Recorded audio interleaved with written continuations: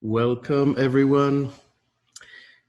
We're delighted to have a wonderful response to this webinar.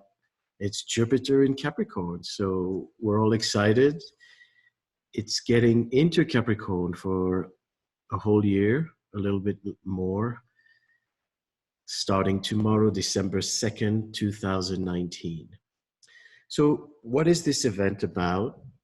We're basically using this opportunity. It's Thanksgiving and it is the holiday season in the United States.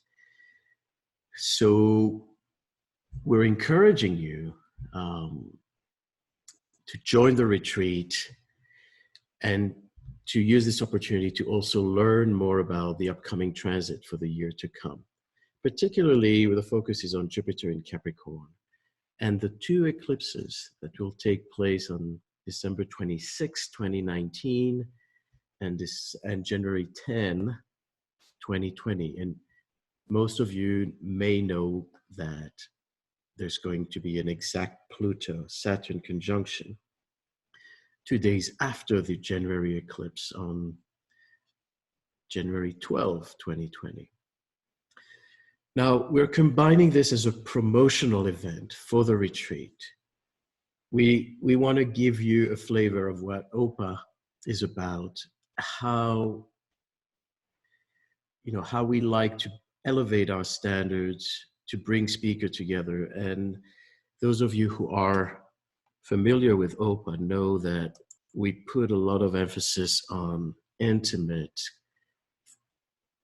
personal connection. So we all study online, and it's wonderful to have the opportunity to study at the comfort of your own home. But it's also so important to connect as a community. So that's why we also put so much emphasis on creating this locational events. And we try to always find places that are spiritually inspiring. We were in Utah, in Zion National Park, about 2.5 years ago for the previous OPA retreat. And it was such a compelling atmosphere that we decided to go back. Now, why is that important? Because you're studying astrology, you're very much in your head. There's a lot of information and notes. And we feel that it's also important to get out, to see the stars, to connect with nature, and not only be, in hotel rooms with recycled air and neon lights. So that's the reason why through OPA, we put so much emphasis on finding these beautiful locations. So it's a little harder to access, it's not a big airport that you can fly into, but I think it's worth it. We believe from what we've seen in our previous retreats that it's really making a huge difference to be away from the big cities, away from light pollution, and to study star knowledge with, the masters. And as I said, the community aspect of the retreat, meeting your peers, sharing these experiences together makes a big difference. We know that many people became friends at those retreats or have an opportunity to see old friends. The other aspect of, the OPA retreat, so this is the hotel, and you see it's in the mountains. So you're just basically in that environment. No need for words here. So the good thing is that you can access those mountains. There's a bus ride that can take you to the different spots, and it's a free bus ride. You just choose where to be dropped off and where to be picked up. So that's easy and accessible and beautiful and enhancing. So what we try to do also with our OPA retreat, and that's the concept of the tracks. So through the tracks, we want to create an intimate study environment. What this means is that the tracks that you choose, you're going to spend more time with your mentor, about 3 days, about 4 to 5 hours per day. And it's a group of maximum 12 people. So it gets personal. You know, we can talk about your charts. You can ask your questions more openly. You know, you're not lost in the crowd. The other thing we have along with those tracks is short lectures. And the theme of this retreat is science and spirituality, how astrology is really one of the most amazing tools that brings measurement, astronomy, and brings meaning to these measurements. So it's not just a dry knowledge, it has a spiritual meaning. And so the combination of spirit and science is really one of the most compelling body of knowledge to understand ourselves, to understand the universe. People who are only focusing on science will only go, you know, up to a certain point. And people who are only focusing on spirituality will also lack critical thinking to know how to discriminate. So that fusion of science and spirituality is what the theme is for our first day. So you see here on the day one, I'm going to speak about how to do research in astrology, because many of us learn from our teachers. Mercury retrograde, don't sign contracts, you know, and don't travel. But have we actually tested that? That's the science part of it. We quite often, you know, inherit knowledge and we take it for granted. The same way we inherit house systems. You know, our teacher used Placidus, so that's what we're going to do because we're used to it. You know, everybody says Mercury retrograde is bad for signing contracts, so we kind of become conditioned by that. And what I want to emphasize in this talk is how we need to verify our assumptions and how to do that, to use techniques to actually track that. Now, Roy Gillett is going to be talking about karma and reincarnation from a scientific point of view. And Ian Ortley is going to speak about the draconic chart, which is a completely different system that brings the spiritual soul karmic journey. So it's a very unique perspective on your own natal chart, and that's exciting. Owner is going to speak about the spiritual significators in your chart. So how do you track your spiritual development in your chart? And then Shannon is going to speak about, it's going to lead us into a meditation and bring astrology into the guided meditation. We have short talks by our OPA members, the secret history of astrology, how the different ages, Aquarius age, Pisces age, Aries age, how they actually impacted the course of history. So that's fascinating. Boaz has written a whole article on this. Moon is going to speak about the discovery charts. When a planet or a body is discovered, we actually erect a chart for that discovery. And what does it reveal about the planet itself? Susie's going to speak about the medical aspect of astrology, but from a scientific and spiritual point of view.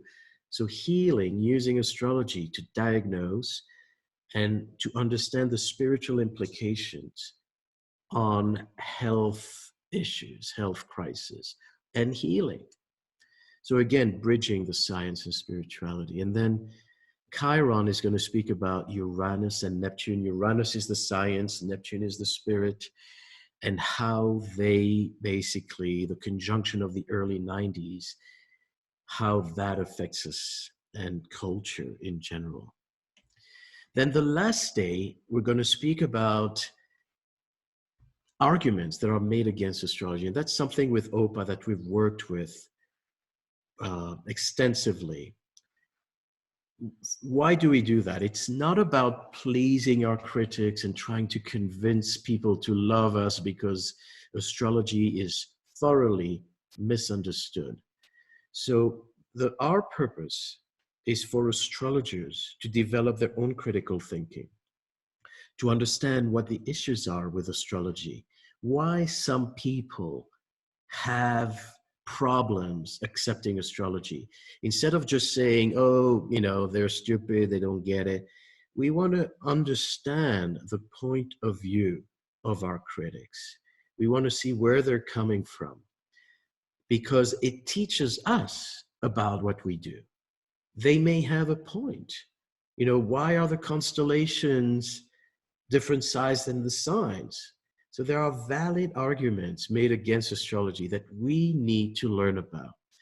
So this focus on the last day is about both knowing how to have a conversation with people who may not understand astrology, how to better explain what astrology does, and also understand what astrology does not do. Where are the limits? Astrology cannot reveal the gender of the person. Astrology cannot reveal what culture they're born in. So there are things we need to acknowledge. So Christopher is going to address the religious bias against astrology, how many religious institutions, what is their argument and why, what's the history and the aversion, and how actually there are many parallels. Chris McCrae is going to speak about, having twins who have the same charts, but may not have the same lives. So that's one argument. Many critics say that if you have the same chart, then if astrology works, everybody should have the same life. And that's not how it works. Gemini, Brett, what is actually the zodiac? What are these signs? Where is it coming from? That's a very also important thing that we take for granted. And Russell's going to speak about, consciousness and matter, and how astrology is that amazing system that brings manifestation of spirit into matter. So, everyone here is masterful. We have some of the best speakers, people who are unique in their own interpretation and practice. And we're excited about that. So going back to the tracks, 3 tracks are now sold out. Anne Ortley, Maurice Fernandez, and Kay Taylor. So some of the tracks still open. The Asteroid with Shannon, Resurrecting the Divine Within. So you can read more about it on the website opaastrology.org. Arlen Wise is going to help astrologers write, because if you want to be practicing astrology, you need to write. You need to write blogs, you need to write articles. And many astrologers don't write well and don't write professionally, and that affects how the public will, what the credibility that you're going to have professionally. So this is a writing workshop specifically for astrologers, how to convey our information to the wider public. Other tracks, Donna Young is going to have a track specifically for people who are new to astrology. So if you need to review the fundamentals, or if you know someone who would really benefit from learning astrology, you've learned it, it changed your life, bring your friends.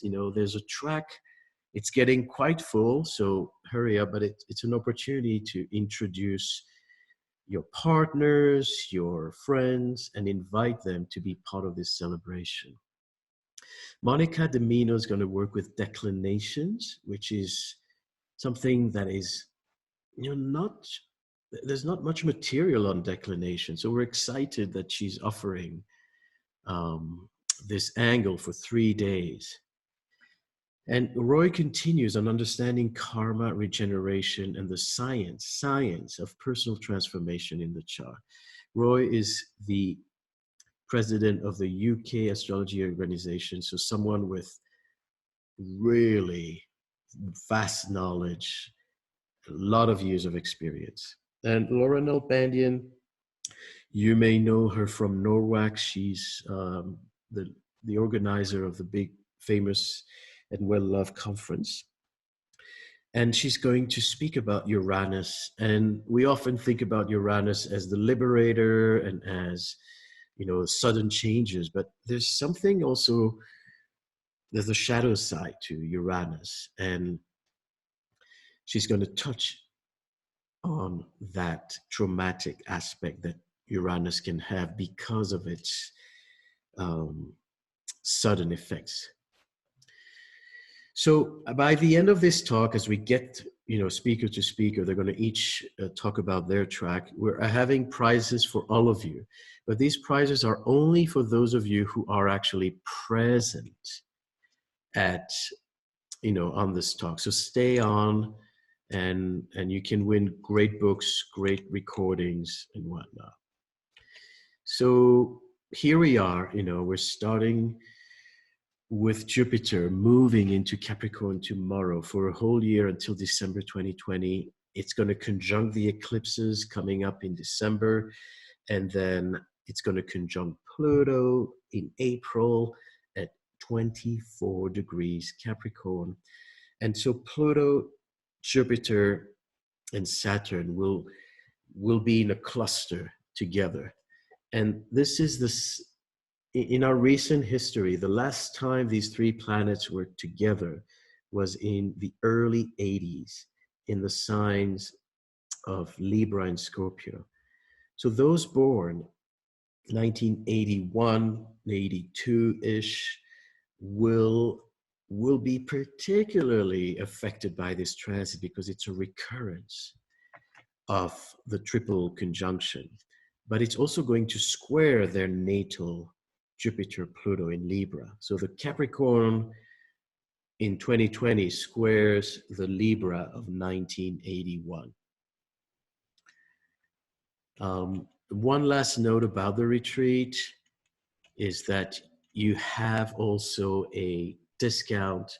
We're keeping it for this week only. We're lowering the price to the early bird. Now, the other thing is that if you are signing up by December 8, you will automatically enter a raffle to win either a software. We offer a value of $350, or you can have an opportunity to actually speak at the retreat if you feel ready. Because this is an opportunity to expose your work, to showcase your knowledge, and to have an opportunity to present to a wide audience. So as you can see, we really encourage you to join this because we want to make it special and because we want to elevate the standards of astrology. So I hope you're able to make it. The other thing is that you can pay with payments. If it's too much at once, you'll see the price will include meals along with the cost of the retreat. So you can pay in 3 installments and make it easier on yourself. A note on part 2, you're going to have the 3 leaders of part 2 speaking, but that's another program for those who have a little more experience in astrology. So without delay, let's get to our first presenter, Christopher Rainstorm, we're starting with him because his track is actually about the Jupiter and Saturn planets. So we're having Jupiter in Capricorn in the sign of Saturn. We're going to have a conjunction of Jupiter and Saturn in Aquarius by the end of 2020. And Christopher has extensive historical knowledge about astrology and beyond. So we're really excited to have him as a first-time presenter at the OPA Retreat. Christopher, is your mic on? It is now? Yes, I can hear you. Shall I start speaking? Thank you. The audience is yours. Okay, thank you. What I wanted to begin with is to just sort of say a couple of words about my track and what I do. My track will be about Jupiter and Saturn. Jupiter, the hand that giveth, and Saturn, the hand that taketh away. And the idea that these two planets really work in conjunction with each other. They're flip sides of the same coin, obviously, but they also work in conjunction with each other. I speak from experience. I was born with my sun in Capricorn and with Jupiter and Saturn, both in Capricorn, conjunct the midheaven of my horoscope. So I know a little bit about what it's like to have life with these two overlooking you in the clouds and the heavens above. Jupiter, I like to describe as being the planet of parables and morality tales. It describes those experiences in which there's always a sort of moral to the tale, a reason why you went through what you went through, and it's usually revealed at the end of the experience. And Saturn is the planet of predicaments and dilemmas. It leads you into crossroads. It leads you into difficult situations where the answers aren't easy. The solutions aren't within reach. And so you really have to struggle with yourself, with your doubt, with your sense of failings, with your fear, in order to address and get through or to even solve these dilemmas and these predicaments that Saturn presents. So each of these two planets teaches in their own particular way. Maurice, can we go to the first slide? Yes. All right, Jupiter. With Jupiter, we ask, do you believe in a higher power that looks out after us? Or is it up to each person to make the world a better place? When good things happen to you in life, does that mean that you're good or just lucky? And when bad things happen, does that mean that you did something to ask for it? Jupiter is the planet of what I believe in astrology. If we were made in God's image, then it only stands to reason that Jupiter in the chart represents the God that we imagine. Maurice, can we go to the next slide, please? Is he, a she, or a they? Are you theistic, pantheistic, or atheistic? Is your God loving, stern, all-knowing, or is God math? Wherever the divine is enshrined in your life, it will be flanked by the Jupiterian values of good fortune and higher purpose. Maurice, can we go to the next slide, please? Thank you. In mythology, the sun brought the day, but it was Jupiter that brought blue skies. Now, this may sound like hair splitting at first, but what I want you to imagine, or to think of rather, is a candle. If you light a candle, you have a spot of light in the dark. But if you were to put that candle in a hurricane lamp, for instance, its light will fill the room. And that's the way that Jupiter works. The sun lights and Jupiter illuminates. Now, this was very important to the Greeks because what they were trying to describe was that it's the blue sky that masks the heavens during the day so that we can actually see the world that we live in. We can spot what lies underfoot. We can search long distances and we can admire the clouds floating overhead. This is why in astrology, Jupiter is the planet of your world view. We make moral judgments based on Jupiter. Success is our reward for talent and hard work. Love is our reward for being likable. Plenty is our reward for being devout. The more that good things happen to you, the more that you'll believe that the universe is a fair and just place. This is all Jupiter. But what if things aren't going well for you? What if, despite your best efforts, good fortune just doesn't smile on you?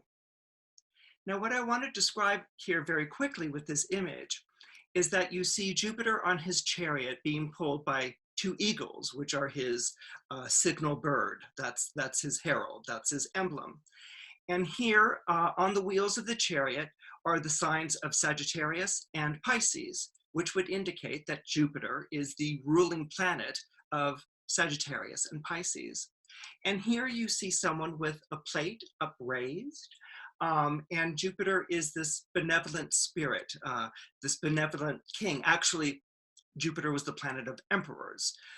So Jupiter is this benevolent deity who puts shekels or coins down into the upraised plate of this lower person. And so what Jupiter represents is this idea of bestowing, that if you do good, then you will be rewarded for the good that you do. It then begins to lend itself to ideas that of paying it forward, of if you're shown charity or if someone does you a good turn, you turn around and do someone else a good turn. And this is something that courses like blood through the arteries of our society. This is the thing that makes our society a moral, a just, and a good place. These are the values, these are the qualities that are connected, that are associated to Jupiter.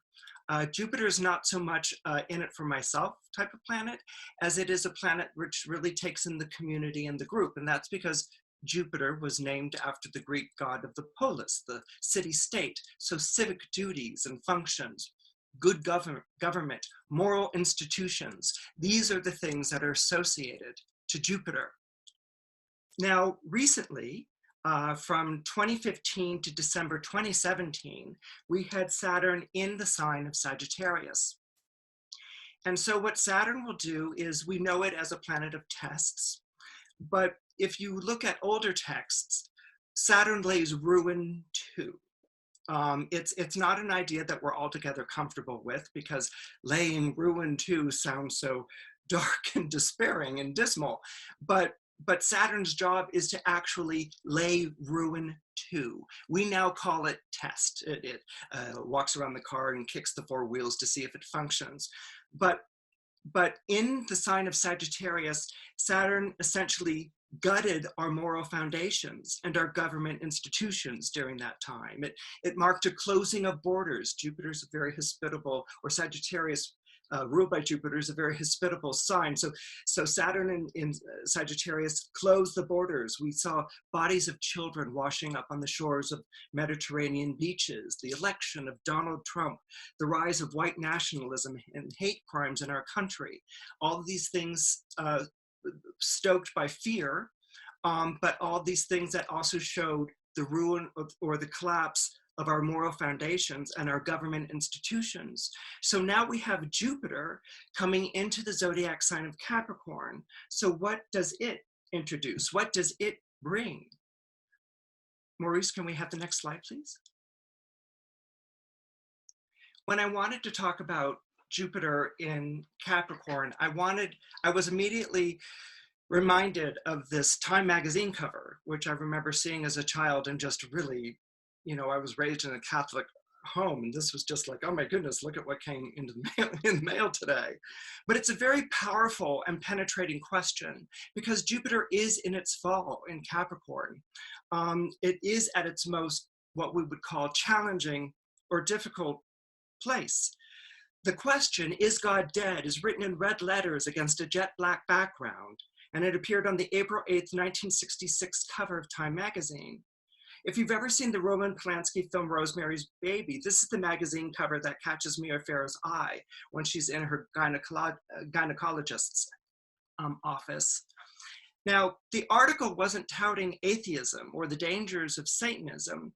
Rather, it gave a platform for radical theologians in the 1960s who questioned the existence of God following the events of the Holocaust and while living in the shadow of nuclear war. Foremost among these radical theologians was William Hamilton, whose book Radical Theology and the Death of God landed him, as you can see on the cover of Time magazine. Hamilton's point was, we are not talking about the absence of the experience of God, but about the experience of the absence of God. And I want you to think about that for a moment, because it's an extraordinary quote. We are not talking about the absence of the experience of God. We are talking about the experience of the absence of God. And what radical theologians argued, that God would, if required, certainly not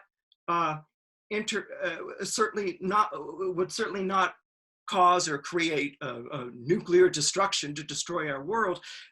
But at the same time, could we really trust God to intervene in history to prevent nuclear destruction of our world? His point was, as human beings, we are entirely on our own.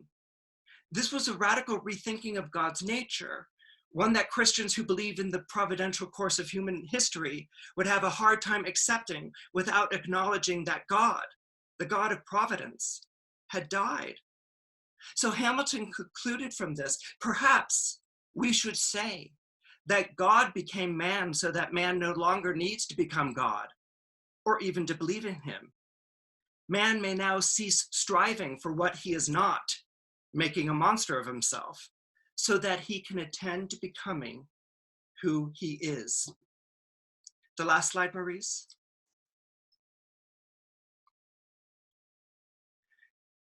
To me, I hope many of you are familiar with this film. I hope that you are. If not, I hope you go and see it, because to me, this film is the epitome of Jupiter in Capricorn.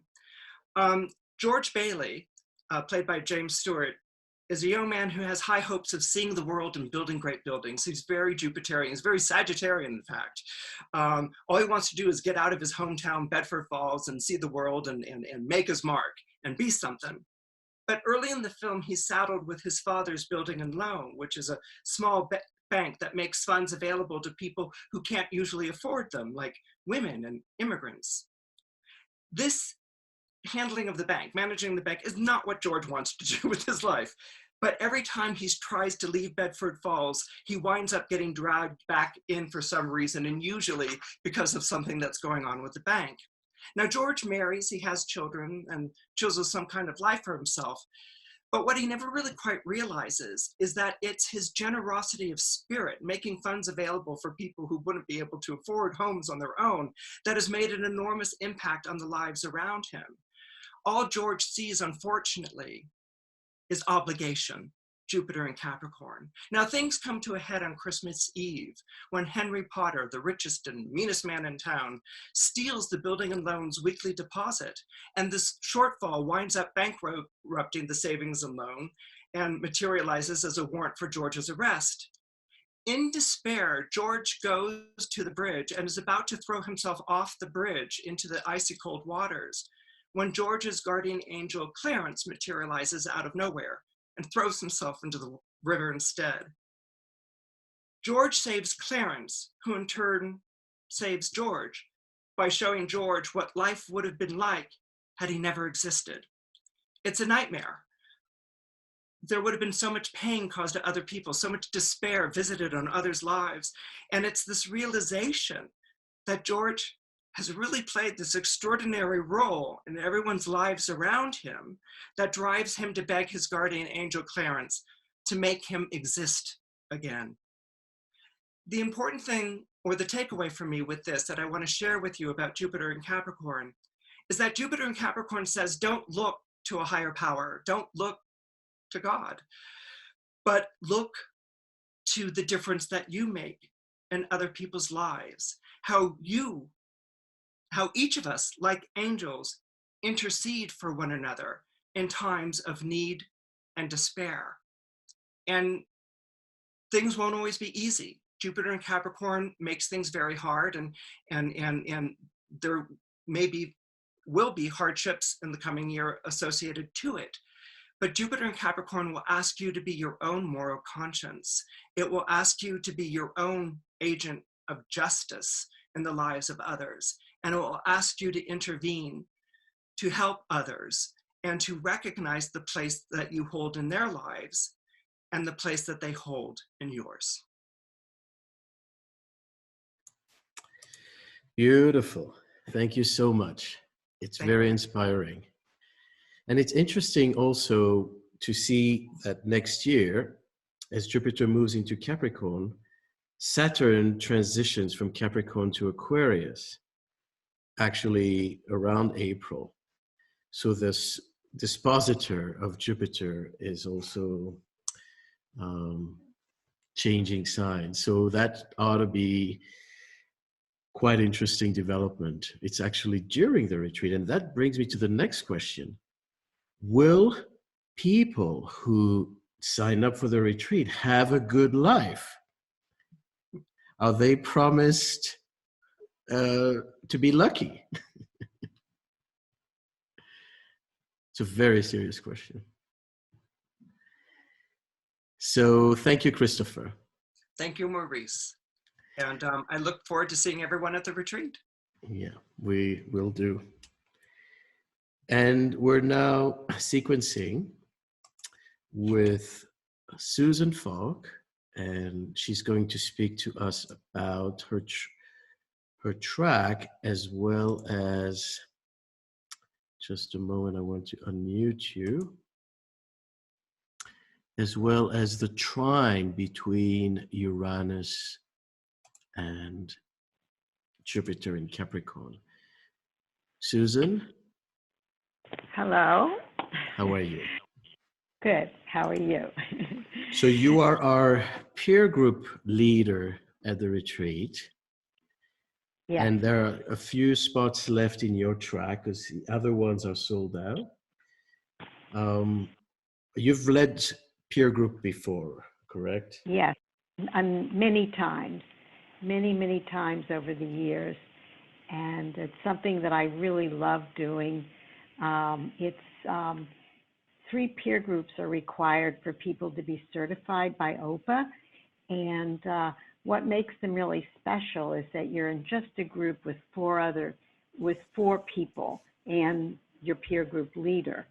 And in the group, there's a chance for one person to do a reading for another person, and the other people are watching and later giving feedback, as well as the leader. So it's a rare occasion where somebody who is knowledgeable, who's another astrologer, is actually observing and giving feedback. And that's part of it. And then there's a day where we bring in a chart of a difficult client and everybody presents that. And then there's a third day, the last day, where we talk about how to build our practice and how to make it a successful business. So it's very unique, I think. And I think it helps people who want to segue from just, doing charts for friends to really being a professional astrologer and making their living that way. And so the thing is, just for the audience, in order to participate in the peer group, you need to have at least 6 months of experience as a paid practice. Right. So it's only for people who do aspire to be professionals, whereas the other tracks, the other group, are for all levels of expertise. It's quite flexible. So the peer group is the only one that really requires more experience and having at least 6 months working with clients and receiving, being remunerated. And it's OPA's signature program. That's how OPA actually started, because of the idea of the peer group and Yeah, needing to bring professionals together, bringing people who can support each other, who can learn about each other's techniques. When you do each other's chart, you're not only assessing, how the reading is going, but you're learning, what do they put in their chart? What kind of predictive technique do they use? And what language do they use? So it's a whole opportunity to learn from your peers, to be, right. in that environment of mutual support. Yes, absolutely. So you're learning from your peers, and you're also getting feedback from somebody who's been a professional for a lot longer. I mean, I've been doing readings um, since 1980 for, you know, charging money since So 19. wonderful. And you are a Capricorn sun. Yes. So you're looking forward to Jupiter and Saturn conjuncting and traveling over your sun, correct? Yes, well, I'm a Sagittarius rising, so I've got two planets that I'm intimately connected with. Great. And this is we're going to move to the trine that you're going to speak about. This is the chart. The trine is actually occurring in December, so it's coming up, December, right? yes, it's coming up. Yes, December 15th. And I'm going to talk about the chart, but I'm going to start off with some other factual information. Uranus entered Taurus in March of 2019 to stay for just over 7 years. Now, it did peak its head in May of 2018, but then it retrograded back into Aries in November of 2018 for about 4 months. So it was in March, this past March, that it entered to stay there for 7 years. And Jupiter's entering Capricorn on December 3rd. That's 2 days from now. And it will stay until December of 2020. So 1 year is the time that Jupiter is in a sign. Now, I'm sure you've heard the expression out of one's element, like, oh, I was really out of my element. Well, these planets are literally out of their element in these signs because Uranus is an air sign and it rules Aquarius. And he's a disruptor and a rebel. So in Capricorn, he can feel stifled. He's also, I love the expression that Isabel Hickey put in her book, Astrology, A Cosmic Science, that I read many years ago, that Uranus is the lightning bolt of change in the hands of destiny. So Taurus is a fixed earth sign. So Uranus kind of feels stifled there. He's itching for action, so to speak. Now, Jupiter's the ruler of Sagittarius, which is a fire sign, but it's also considered the ruler of Pisces before Neptune was discovered and was declared to be the ruler of Pisces. So Jupiter is the adventurer, the risk taker, the seeker. He's not satisfied with the status quo, but he's also the optimist. Capricorn's a cardinal sign and values achievements with discipline and hard work and boundaries, following the rules, all of those Saturn things. Jupiter's a rule breaker. So both of these planets essentially could feel stifled in Earth signs because that's not their normal energy. Now, since Earth signs have the connection to climate, I imagine that we'll have a lot more disruption with climate change. I know we've already been seeing quite a bit, but I think that we will see more of it during this next year. And I think that will make people wake up. Now, the last time these two planets trined was in 1930, that they trined in these signs, in Earth signs of, where Uranus was in Taurus and Jupiter was in Capricorn, was 1937. And that's when there were the Dust Bowl storms and also the Mississippi River flooding. This was considered dramatic climate upheaval back then. But I think now we'll probably be seeing a real magnification of this, since the greenhouse gas emissions have increased exponentially and the ice caps, have been melting, the polar ice caps. So I think that what we're going to be seeing with climate change is going to be pretty dramatic. But on the positive side, Jupiter likes to be optimistic, hopefully these conditions will become so obvious that climate change will be undeniable and more will be done. And I think by the time Uranus finishes in Taurus, we probably will see radical changes, such as a lot of electric cars.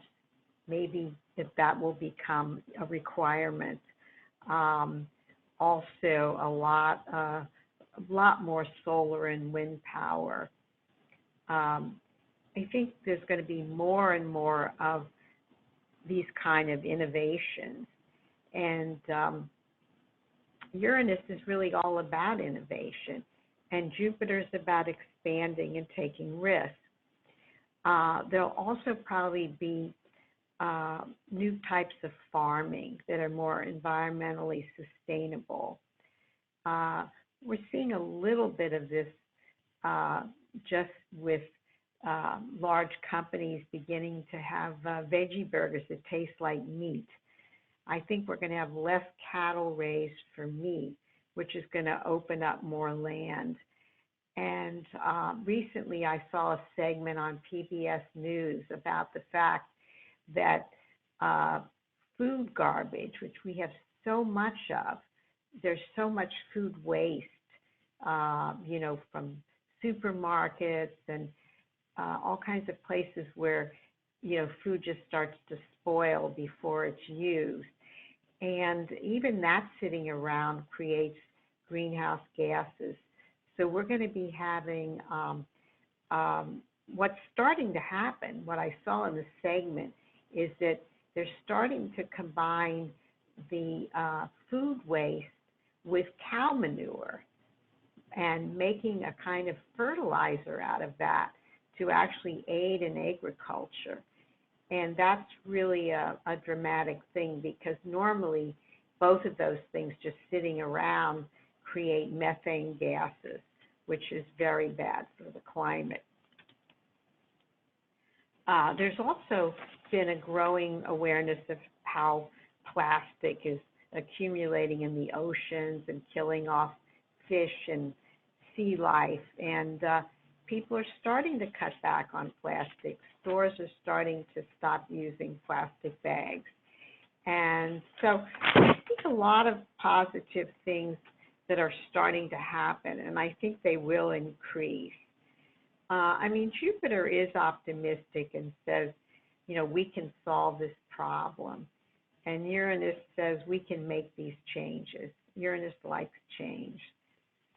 Taurus is also associated with the arts. So I think during this time, and really the whole time that Uranus is in Taurus, I think we'll see some real innovations in arts. There was back the last time that Uranus went through Taurus, we had things like Picasso's Guernica, which is a famous painting of war but very abstract and surrealistic. And it was really very innovative at that time.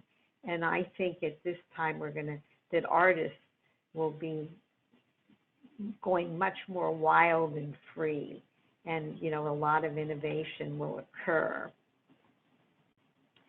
I did the chart, which is here. I did the chart for the exact trine between Jupiter and Uranus, which is on December 15th, 2019 at 2 p.m. Eastern Standard Time in Washington, D.C. Uranus, as you can see, is 2 degrees, 56 minutes, just a couple of little over 2 degrees away from the ascendant. And I think this really indicates emerging insights from the unconscious, revelations coming up during this time period. And then when we follow it over to the trine in Jupiter, which is in the 9th house, Jupiter's own house, because Jupiter, Sagittarius is the ruler of the 9th house. So that Jupiter is in a whole lineup of planets with the South Node in Capricorn, and that shows things coming up from the past. And then there's Saturn in Capricorn, and that's really things from the past that are unresolved, lessons that have to be learned. And then Pluto is just 2 degrees from Saturn. It's in the 10th house, practically right on the mid. I mean, both of them are pretty much on the midheaven, which is a dramatic point in the chart. It's the highest point in the chart. So you have the planet of Saturn showing that we have lessons we have to learn here, and then Pluto showing things that have to be let go of, that has to be transformed. And then just a few degrees from Pluto is Venus in Capricorn. And Venus, goddess of love and creativity, is ready to work, I think, on creating something new from all of this past stuff. And also, Thank you. One more thing, the Sun in Sagittarius is in the 8th house of transformation, and that's really within orb of the Jupiter in Capricorn. So I think, can I go on do I have a couple more minutes? No, we need to move forward. So if you have a closing statement. Oh, okay. Well, the election is going to take place during this coming year. And I think that hopefully, because Capricorn has to do with the structures of society, and the government is structures of society, I think that we could be in for dramatic change with the election, and hopefully for a more positive time in our government. Thank you so much. And it is very interesting that these two high-minded planets are in physical earthy sign, which at its best can mean that we will apply the higher knowledge in a practical way, and like you say, possibly bring solutions, agricultural, focus on agriculture and a healthier connection between humans and nature. Yes, absolutely. Thank you so much, Susan. You're welcome. And we look forward to the retreat, to the peer group, and to the community experience with you as well. Oh, definitely. I really look forward to it. So we're moving next to Chris McRae, who will be presenting a track on the different chart patterns, whether that is T-squares or grand crosses, yards, all these different chart configurations. So just one moment, I'm gonna have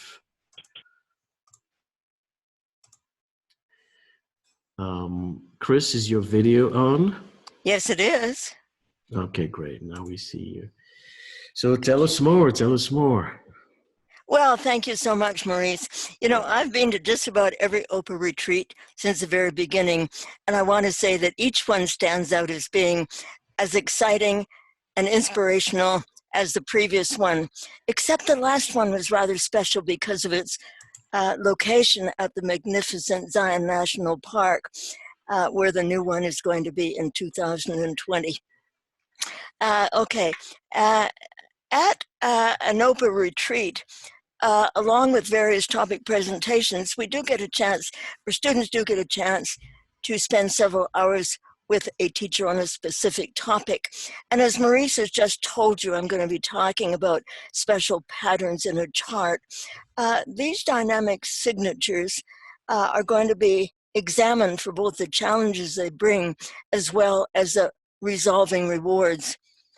How do you manifest the productivity of a T-square? And how do you maneuver the unexpected direction of a yacht? You know, even if you don't have one natally, you're certainly going to get one by progression. And this, by progression, excuse me, and the slower outer transits. Your patterns will be brought into the discussion. I'm going to get your birth data before you come to the retreat, so I can do up your charts with the progression, just in case, since some of you may not be familiar with it. It's important to know if you've got something churning around in your chart right now, because we know the sky is very very potent right now, and we are taking a very close look at it, all of us. You know, Christopher did give us an expanded backup field for something. I'm reading something on my screen here. I'm just going to ignore it. Is it okay if I just keep moving? Maurice? Yes, what was on the screen is the description of your track, but if you want to move to your slide, I can load them. It doesn't matter, you can just kind of follow, and this is kind of a jumbled up situation because we have such a complex sky right now. But anyway, let me carry on. Christopher gave us an expanded version of Jupiter, of course, using Jupiter keywords that we enjoyed, at least I enjoyed very much. Susan added more Jupiter in its new field of action coming into Capricorn and its relationship with Uranus. And I'm going to move us into an expanded version of our time. I look at the present sky at the present time, and I call it the Capricorn revolution with Jupiter's promise. Actually, we shouldn't have that slide up right now, Maurice, because it will, thank you very much. I didn't want the other one to be distracting. So carrying on, this is a time of endings and beginnings as three great planets move through their balsamic phase, pass over the galactic center for universal scope, and into Capricorn to form the three great conjunctions, as everyone knows. But there is more than that to this present massive onslaught into Capricorn. I would love to have to take us back to the 1990s when Uranus-Neptune started its 171-year cyclic unfoldment in Capricorn. This is an enormous creative impulse to bring to light influences that are shaping our new paradigm. The Industrial Revolution, assembly line and assembly line factories changed the world into a global community, but the internet changed us into a global village. I think it's amazing that I can talk with somebody in Australia as easily as talking with my neighbor over my garden fence. You know, folks, this staggers me. All right, moving on. Then in 2007, we know transformative Pluto entered its 14-year transit through Capricorn, ready for what was to come. We went through many aspects, including the prolonged Uranus-Pluto square. Then we have eclipses, the moon's nodal axis crossing Cancer-Capricorn, the south nodal eclipses. Tell us we got to clean up the past. We got to find out more about what is no longer applicable. We've got to move into a new era. Our security is shaken, but we must learn to go with the flow.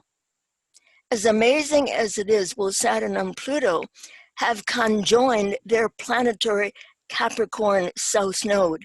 This is where we can look at the other slide, Maurice, for a little touch of data here. Jupiter south node planetary position for the year 2000 was at 2017 Capricorn. Pluto, as we know, is sitting about 21, 26 Capricorn right now. And Saturn's south node planetary position, year 2000, 2338 Capricorn. And today, Saturn is at 1759 Capricorn. But lo and behold, here comes Jupiter, also on its planetary south node at 1029 Capricorn. This happens, of course, in January. The reason why I bring these up, because these are pretty potent. They sit on these degrees for, probably they move so slowly, they sit on those degrees for between about 75 to 100 years. These are, by the way, not allocated, they're allocated heliocentrically, which gives them this very prolonged position. Okay, now, Capricorn. Just a few keywords about Capricorn. Its structures. It's the structures that, no, we won't use that slide. We'll just stay on that one in case anybody's taking data down. Thank you. Thank you very much, Maurice. Capricorn is structures. The structures that we build into our lives, both singly and collectively, that bring us security on a day-by-day basis when we get up every morning. Structures also include corporations, companies, governments, and all our surrounding environment. But Pluto, the transformer, says, I'm going to change all of that. Some structures aren't working anymore. So a major shift is necessary. It cannot be avoided. We've got to go with the flow. If it brings a job loss, we find another. New skills may be required, building again from the bottom up. This is going to be much easier for young people who will be the agents of the new paradigm when they do reach their age of influence. I'm seeing so many of these right now, and I've seen some brilliant young people coming in, or that are in their 20s and 30s, early 30s right now.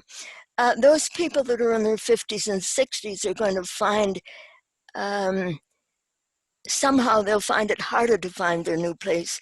Then we have this older generation like myself. We have to get used to this new paradigm. There's new banking systems, internet banking. My goodness, I haven't been able to bridge that one yet. There's going to be the loss of our neighborhood banks.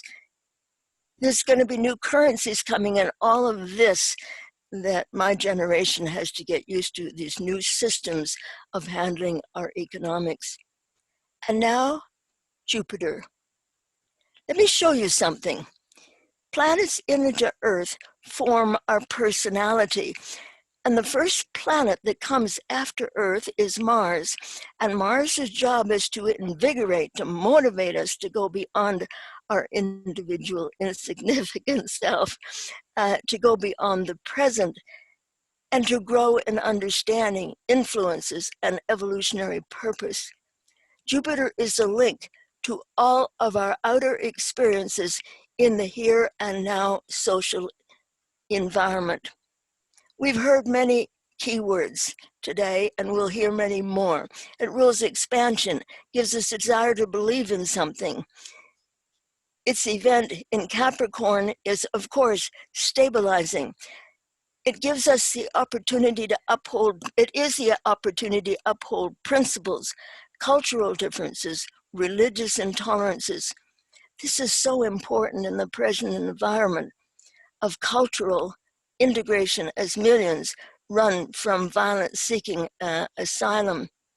Jupiter rules inflation personally, nationally, and internationally.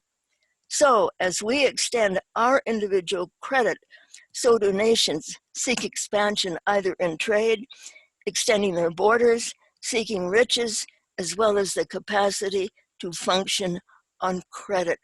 With Jupiter's position in Capricorn, along with Saturn and Pluto, it highlights, it's probably going to highlight more so the inflated debt awareness, particularly the inflated governments, as well as inflated personal credit cards. Saturn is limitations, and Pluto is the renovating agent.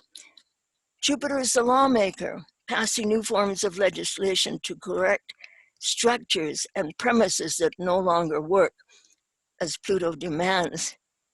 It is the national intellect as well as our individual higher mind that brings insight through knowledge, principles, concepts, and multicultural awareness. In its extensive global influence, its outreach is vitally important in how we negotiate and pass legislation that can affect many nations. After the Jupiter-Saturn Great Conjunction, we know that Jupiter first conjoins Pluto in April, June, and November. This is a 12-year cycle. Liz Green said that at Pluto's discovery, something dark from the psyche came to light. But let me bring in a few words about Pluto: destruction, construction, elimination, regeneration, tearing down, building anew. It is the very power that can create change and purge old, deep-rooted problems. It is also a creator stringing forth new beginnings and new life. The expansive principle of Jupiter and Pluto's intensity, that we could call this a power surge or even an obsession. Will it create benefit and goodwill, or will it continue to cause more chaos and destruction? The truth must be revealed, and that which is hidden must be understood. It could begin reconstruction and rebuilding. How much social consciousness can spring out of this? Then, as we know, Jupiter goes into, joins Saturn at 0 degrees Aquarius to stay in the air element until about 2159, when it completes its mutation into Scorpio. Thus, its first air advent occurred in 1980 as the electronic age began shaping itself. The Jupiter-Saturn 20-year conjunction spends a couple of 100 years in an element, then mutates into a new element. Then we get the great mutation of 795 years. But this is a whole topic unto itself, as Jupiter and Saturn form 20-year cycles that Charles Jane called the great chronometers, it's a hard word to say, of time. So thank you, Chris. But I wanted just to say that all great conjunctions, put up that last slide if you would, Maurice. All great conjunctions have been a great study of mine for many years, and it's culminated in a book that is at the publishers right now. Hope you don't mind me giving a little plug for it. Absolutely. Great Conjunctions, Shifting Times is the name of it. There's no publishing date right now. So thank you very much. We're all racing to get all of our ideas into a short space of time, and we thank the audience so much for staying with us as we expound our ideas. So thank you very much, Maurice. Thank you, Chris, and thank you for taking the time and sending us, your tireless work of us studying astrology, teaching astrology. You've been one of the most recognizable teachers I know in Canada and across the world, and through, you know, working so closely with ESAR and developing so many programs. So we are privileged to have you as part of our faculty, and really look forward to next spring together in Utah. Thank you, Maurice. And you know how much I've always loved OPA. Well, Okay. Oprah and Oprah. Yes. Anyway, thank you so much. All right. Thank you. And we are moving with Russell.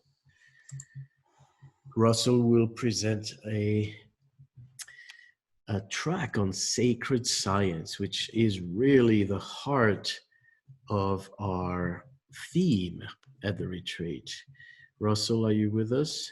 I am. Can you hear me? I can hear you. I cannot see you. Just a moment. All right, I can see you now. Can you go to my chat and just share my screen with you? Do you want to share your screen? Yes, just share it straight from there. So thank you, Russell, for taking the time, for being also a new force in the OPA Retreat. Russell has done extensive research, and he's a researcher, really. You can also see his Facebook page on astrological monuments across the world, and he's done amazing work understanding consciousness and understanding that and applying it in the chart. So it may seem abstract to some people, but rest assured, Russell has a Taurus moon, and so he will bring it to practical use through our chart. So tell us about it. Tell us about your track, Russell. Well, thank you, Maurice. Thanks for the way you see me. Yeah, I do kind of see myself more as a consciousness catalyzer these days, rather than just an astrologer. And so I speak in conscious terms a lot. Just a quick history of me before I go on to the track. For anyone who doesn't know, I did a lot of little things with astrology, and I've taught around different places. And as you mentioned, the Zodiac Image Project was one of my babies for a while, attempting to preserve astrological imagery wherever it's at, in famous art or hidden in some church in Europe. Someone's taken a picture of it somewhere, and we keep up with that information online.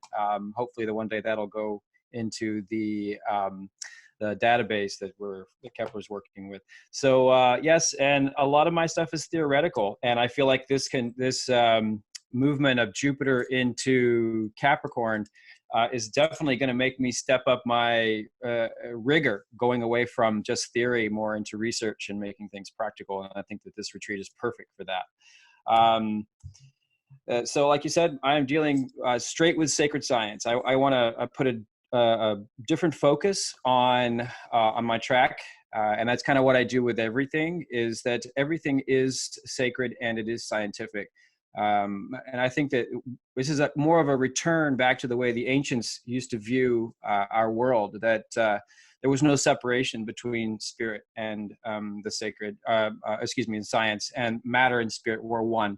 So when you analyzed one thing, when you're looking at a star as an astrophysicist, you're actually absorbing conscious information. So, and I think that if more people looked at our reality that way, our world would change itself.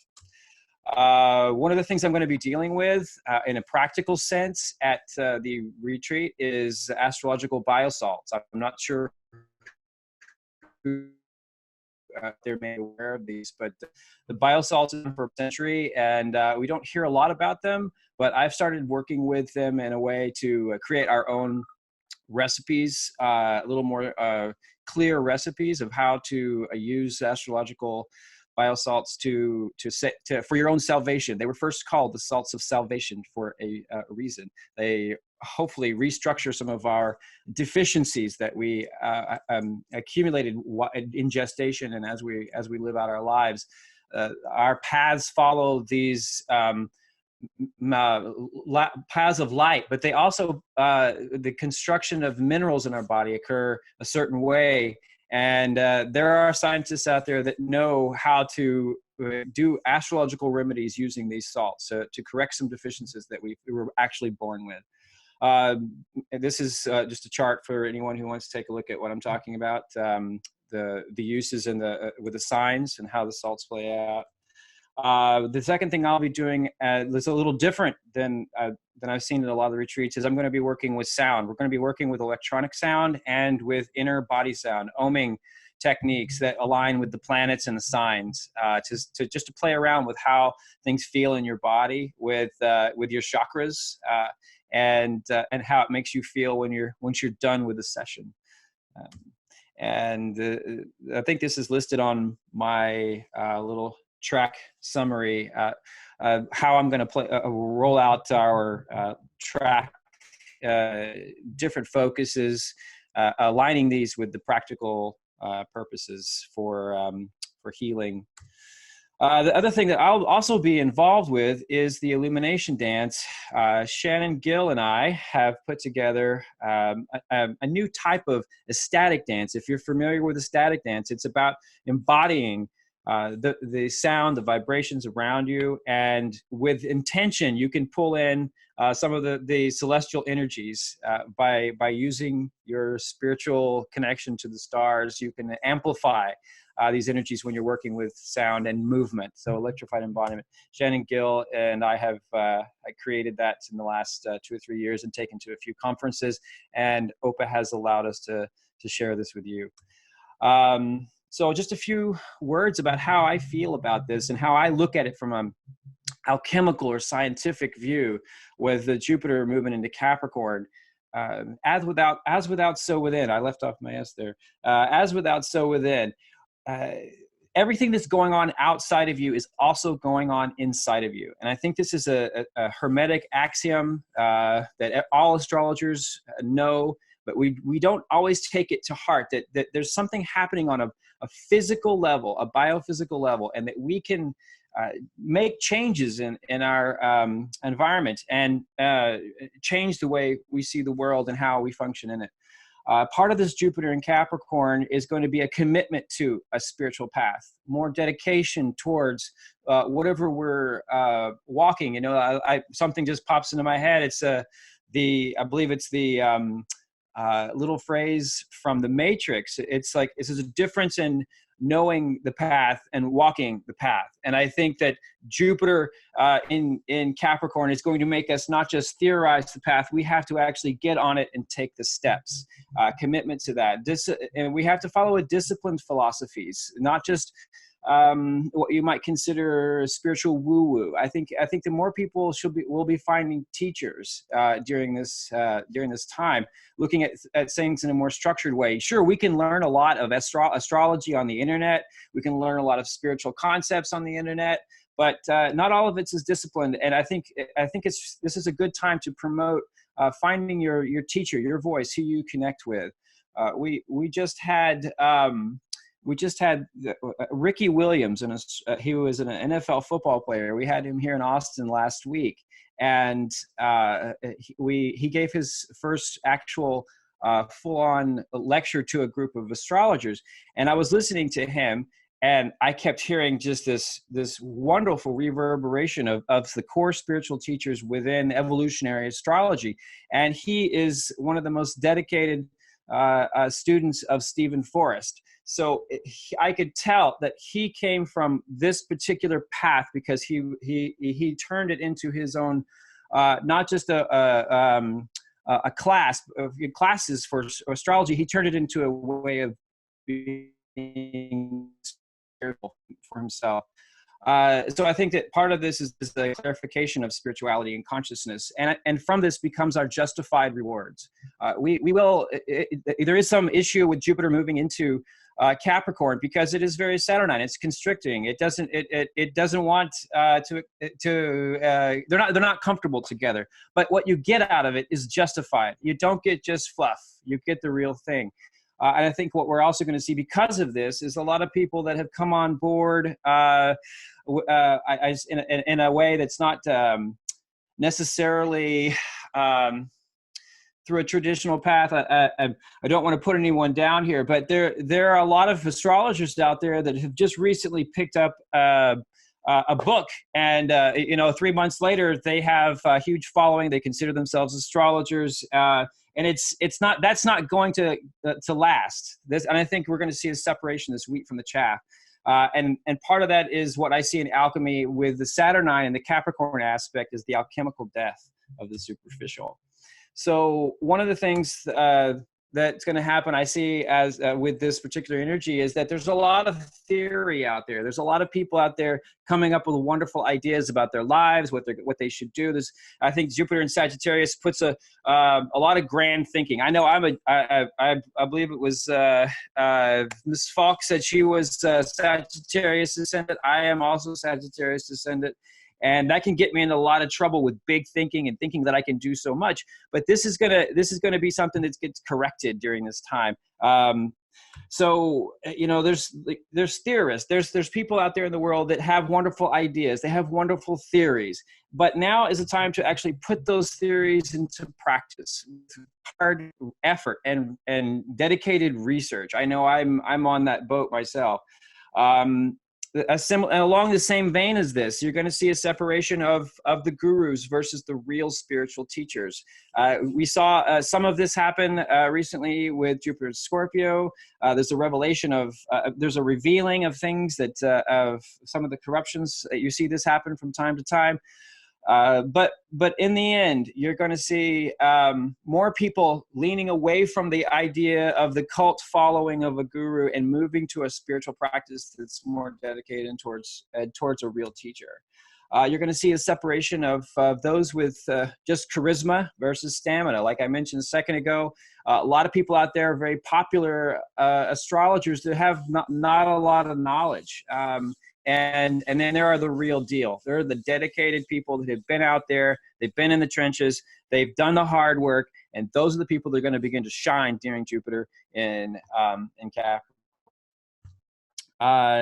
Because of this, one of the things that connects to this is the death quality that you see with Capricorn, a death quality that comes with the death of dreams, the death of ideas that are not going to materialize. It's about getting real and moving away from the fantasy, the death of fantasies that we may have play out in our thoughts sometimes. I recently watched again the original Thor series. I love Marvel comics, and I think they have a lot of great information in there for conscious raising. And the first one, Thor, which is represented of Jupiter, Zeus and Thor and Jupiter are all the same character. He is stripped of his power. He is sent to Earth, and through a process of becoming one with the people, with that which is lower beneath what he thought was beneath him, he achieves a different quality within himself. He has to be brought low. The death of his false self and the arrogance I think is going to come of this, and it's going to be painful for a lot of people. So I think this just really tells us that Capricorn, you can attain the pinnacle of human consciousness, and with Jupiter, you can achieve the highest spirituality. And you put these two together, and we have a wonderful remedy for a lot of the world's ills if we can take this seed that we get from this and carry it forward. And this is a time when we can make these things practical. So for ourselves, if we could just get in tune with our relationship as it moves through there. I know I'm going to have a hard time with my Jupiter influence in my life, but it's time to get real, and it's time to be connected with Capricorn. So anyone sticking to a regiment, I recommend try to do that and get serious about your spiritual practice, because we are the actual vessels of consciousness. What we're here to do is to transform ourselves into high conscious beings. So we've got all the technology that we've been waiting for. So anyway, those are a few words that I have to say.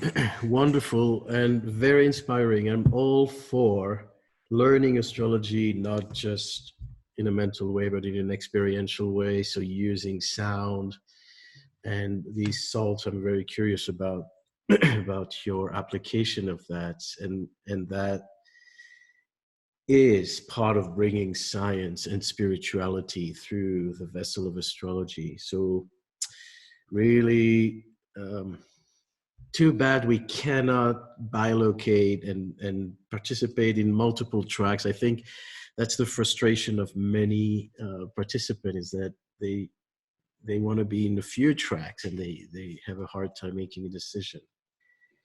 And you know, the other thing you mentioned about Jupiter in Capricorn, just a few words. Keep in mind also that Jupiter in Capricorn is going to also conjunct Pluto, and it will think of people like Gandhi, Nelson Mandela, who were born with Pluto Jupiter conjunct, or Karl Marx, Paul Newman, and Walt Disney, born with Jupiter in Capricorn, people who actually brought, you know, a tremendous knowledge into the system. Thank you, Russell. You're welcome. And we're moving to Gemini Brett. So I'll ask you to unshare. Hey, Maurice, I've got the slides for my bit at Zion, so if you will, I'll just start sharing from the top. Go for it. But Russell has to stop before I can start. Oh, am I still? Okay. Sharing is caring. Yeah, I don't see where I need to unshare. I got it. Okay, you got it. Okay. So here's Astronomy for Astrologer. This is a picture that was taken during a previous retreat where we actually went out to see Jupiter, Venus, and the moon aligned. And that's the wonderful thing about Zion, is there's no light pollution, and we can really study the stars during the day and track them in the evening hours. This does mean very little sleep. But who wants to sleep when you are, among masters and you have such an opportunity to absorb cosmic knowledge? So I will stop sharing and you can go. Fantastic. Hello, everyone. I'm Gemini Brett. I will be presenting Astronomy for Astrologers in part 2 of the retreat, 3 days, where we will get out under the sky and connect to what I like to call sacred astronomy. This isn't just geeking out and doing science and math equations. I think too many astrologers feel that that's what astronomy is. I'm not talking about looking through telescopes far and long ago. I'm talking about opening our eyes and expanding our view and connecting to the living sky, connecting to the marriage of the heaven and earth, as the ancients did, the ancients that, found their way to this beautiful craft that we call astrology today. So there will be a lot of work outside. We have to get out and put our feet on the ground and look up to connect to this marriage of heaven and earth. And sometimes when we do, we're gifted with amazing sights like this moonbow you see here. But there will also be a lot of classroom time. And I just want to show you a few things. I won't narrate them right now, but I work very hard to create animations of these astronomical teachings, so that you're not stuck in some static image to speak about things that, of course, always move, right?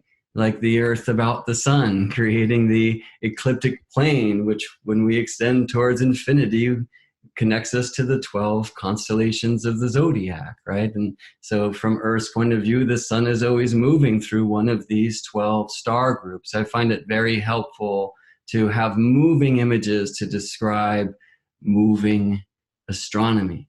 Yeah.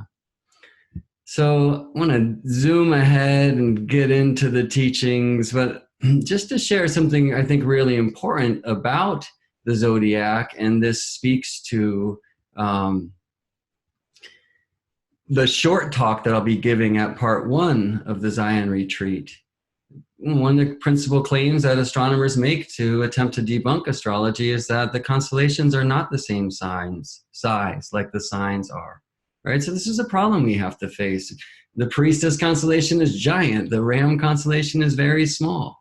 And they're not even aligned. The tropical signs are not aligned to the constellations anymore because the constellations are not all equal size. They never can be. And this movement, which we call precession of the equinoxes, is something that we'll certainly learn about in Astronomy for Astrologers. And I'll be speaking about it in the short talk too. It's very important for many reasons, this 26,000 year cycle that is known as the Great Year. And we're in a very important time of the precessional cycle now, because the solstices are currently aligned to the galactic crosses. And Jupiter's Capricorn ingress tomorrow will stimulate this, which I will suggest is the greatest astronomical and therefore the greatest astrological happening of our time. The solstices, which are Earth's spine, our pole of spin, are leaning towards the galactic crosses in the sky. This only happens like this galactic alignment, every 26,000 years. All right, so it's one thing that I'll talk about actually in this talk, what in the heavens is the zodiac at the Zion retreat, because not only am I going to show you what I believe the tropical zodiac to be, and we'll look at the meshing with the sidereal zodiac as well, to get after this question of just when is the dawning of the new age, and I'll show you a few possibilities. All right, so Jupiter in Capricorn, and thanks to Autumn Sky Morrison for this beautiful art that I think really speaks to the energetic invitation of this year king, Jupiter's journey through Capricorn. Jupiter is often called the year king because Jupiter is 12 years around the zodiac, spending 1 year in every sign, right? Not really. I mean, many will associate Jupiter's movement 1 year in each sign with the Chinese zodiac, which works this way and repeats in 12 years, right? But Jupiter doesn't ingress when the Chinese New Year starts, and Jupiter's movement is not 1 year per sign or 12 years around the whole trip. It's playful for us and important, I think, to first learn averages, but we have to start looking into the facts, friends, and I think Capricorn asks us to do this, even though Jupiter would prefer kind of big picture, yeah? So Jupiter ingress Sagittarius November 8th, 2018, will ingress Capricorn tomorrow, December 2nd, 2019. That's more than a year, right? As it will be between now and when Jupiter ingresses Aquarius, December 19th, 2020. That one is pretty close to a year, and there's a very beautiful astronomical reason why. All right, so planetary orbital periodicity, right, like 12 years for Jupiter, is about a planet's distance from the sun. But very importantly, planets do not orbit in circles, but rather in ellipses. So the distances are an average of a planet's aphelion, where it's furthest from the sun and therefore slowest, and perihelion, where it's closest to the sun and therefore fastest. And Jupiter's perihelion lives in Aries, the aphelion in Libra, which means that in Cancer and Capricorn, especially in the middle degrees, Jupiter is moving at average speed. Mistake here. I'm actually going to fix it. Jupiter's orbit is not 12 years around the zodiac, but rather 11.86. All right. So Jupiter is in Capricorn, actually moving at the closest to one sign per year, this thing that we teach, coming into like, you know, some structure, coming into this idea of the beauty of time. And these in many regards are Capricorn themes. Let's share another important thing about Jupiter in Capricorn, right? The ecliptic is the plane of Earth's orbit about the sun, but the planets don't live on the plane. And Pluto is perhaps the greatest teacher because he gets so far away. And we're living in a really cool time right now because Pluto in his 248.5 year orbit is right now crossing the ecliptic, which is the plane of the Earth-Sun relationship, at Pluto's south planetary node. And all of the south nodes of these planets that are involved in what I'm calling the Capricorn Council, Jupiter, Saturn, and Pluto, exist in the sign of Capricorn. So they're all very close to the ecliptic, the plane of the Earth-Sun relationship today. There's heliocentric and geocentric nodes. Come to the Astronomy for Astrologers retreat, and I'll tell you all about that. But let me just say for now that on February 25th, 2020, Jupiter, whose longitude is equal to the longitude of the south node, geocentric, will have a 0-degree latitude. And in other words, crossing the ecliptic plane. Right? So another idea of Jupiter kind of coming into form, coming into structure, moving at average speed, living at the Earth-Sun relationship, the ecliptic, which extends to the constellations of the zodiac. Right? This is, I think, a beautiful thing of Jupiter, who is so expansive and so spiritual and such a journey agent. There's these astronomical truths that connect Capricorn to the beauty of Saturn. Structure, form, right? But does this mean government and police and CEOs as we teach in our books? Yeah, but perhaps this is because we've lost our connection to the spirit of Capricorn. And may Jupiter and may this Capricorn Council remind us of the true earth nature of Capricorn. For me, I like to study astrology with nature. I believe astrology is the poetic breath of nature. I see Virgo as the spirit of the earth, the leaf reaching for the light. I see Taurus as the fruit in the flower, you know, but Capricorn is the trunk. But let's remember it is also the roots.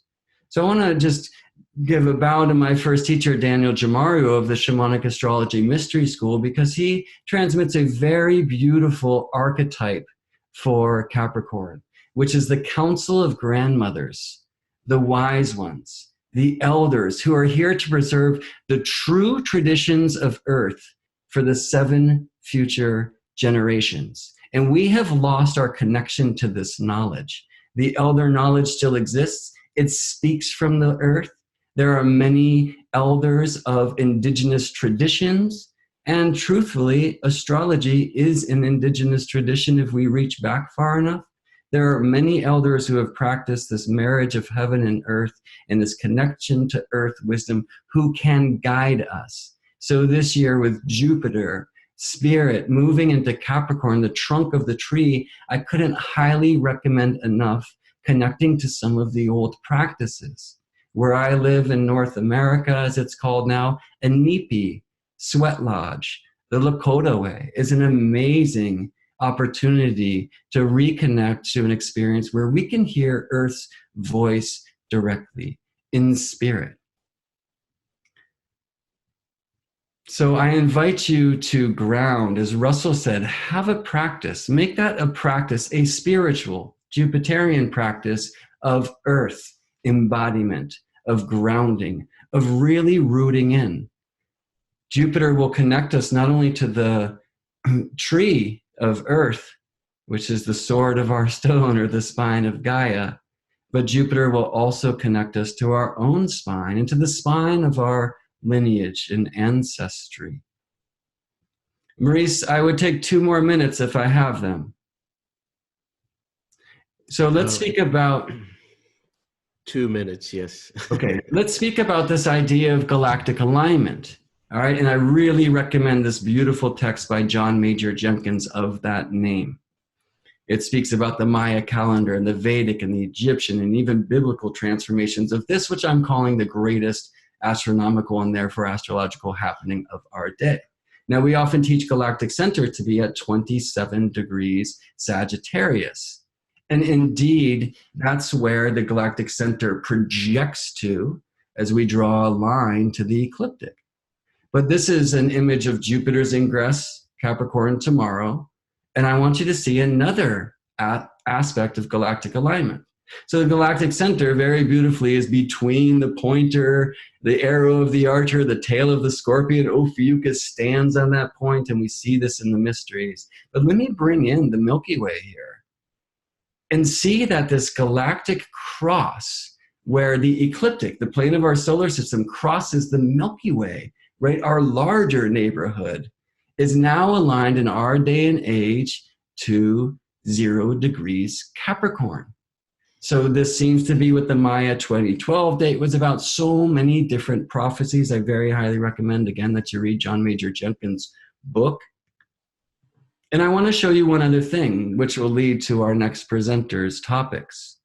This is the galactic cross at 0 degrees tropical Capricorn in our day and age. On the opposite side of the sky, the ecliptic is crossing the galactic equator, the Milky Way, at 0 degrees Cancer, on the hand of the high man, or called Parish, as the in Bengali, Orion, time man. And so in the Lakota star knowledge, this place of the sky is known as the sacred hoop, and we're told that our souls come from there. I just want to read this one cryptic line from Mark 14, which says, "But Jesus remained silent and gave no answer." I'm going to skip to his response when he was grilled and asked if he's the son of the Messiah. He said, "I am, and you will see the Son of Man sitting at the right hand of the Mighty One and coming on the clouds of heaven."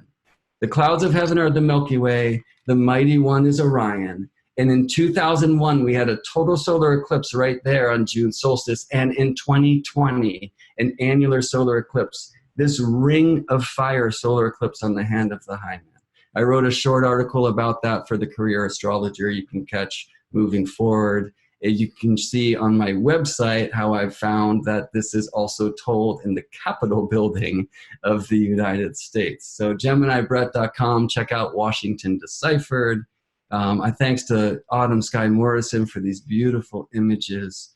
You can find some free astronomical for astrologers training at my website, but nothing to the extent of what I will be teaching in Zion. I'm very excited to bring you out under the sky to celebrate this marriage of heaven and earth with you. Thank you so much. I just want to remind everyone that Gemini will be teaching during part 2 of the retreat. So it's not going to be a regular track. It's a part 2 track that works together with the consulting skills and the peer group. So it's 3-day immersion. And from our experience, it's really important to not just, to concentrate this knowledge and not just, have an hour here or another couple of hours at another time, but to really immerse yourself for those 3 days so you can integrate this knowledge. It's a lot of information, combining practice with theory. And so we hope you take the time, because we go back to our essential guideline to elevate the standards of astrology. Astrologers do need to learn more about astronomy. We cannot just rely on our computers, on our flat charts. We need to renature, as Gemini was saying, renature astrology. Thank you. And we're moving now to our eclipses. The first eclipse coming up is going to be in December 26th, right after Christmas, depending on where you are in the world, 26 or 27, I believe. And Onur Dosher is our master astrologer from Turkey. He has very extensive teaching programs in Turkey, and English is his second language, and he's doing extraordinarily well bringing this knowledge to us. His background is traditional astrology. And the interesting thing about these eclipses is that they are also occurring with Jupiter conjunct the eclipse. So it's not, it ties all the themes together. So Onur, are you with us? Let me see. Can't hear you, Onur. You're muted. All right. Yeah. Thank you, Moritz. And shall I share my own slides or will you share it? I will try if I can. Try to share. If you can't, I'll get them. Right. I will try to do. No, you shouldn't be going. Okay, right. Okay, so if you can, please. Okay, so Thank you. I'll share your slides. Just a moment. So just, do you want to speak great. about your track first? Before Oh yeah, I will. Thank you. And maybe in my first slide, you can show my book on Hori and my agenda as well. Horary astrology. Yeah. Yeah. Actually, yeah. Just a moment. Thank you. And the second one. Yes, the art of horary is a very special branch of astrology, actually. It is like a summary of traditional predictive astrology, and its rules are similar to chart reading, but of course, with some additional practices, actually. If you apply the rules properly, you may get highly reliable results. So it's a very specific branch of astrology. I always get spontaneous questions during my consultation. And of course, you may answer the questions you receive through the help of natal chart or synastry chart. However, erecting a horary chart gives you the chance to give the point answer for specific questions. And horary astrology is like a puzzle waiting to be solved. And if you apply the rules carefully, you delve into the matter like a detective. When you focus on the details and be patient, you may give an exact answer to the question you receive and inform the caring. So during the 3 days course I prepared for OPA Retreat, we will begin with the horary rules.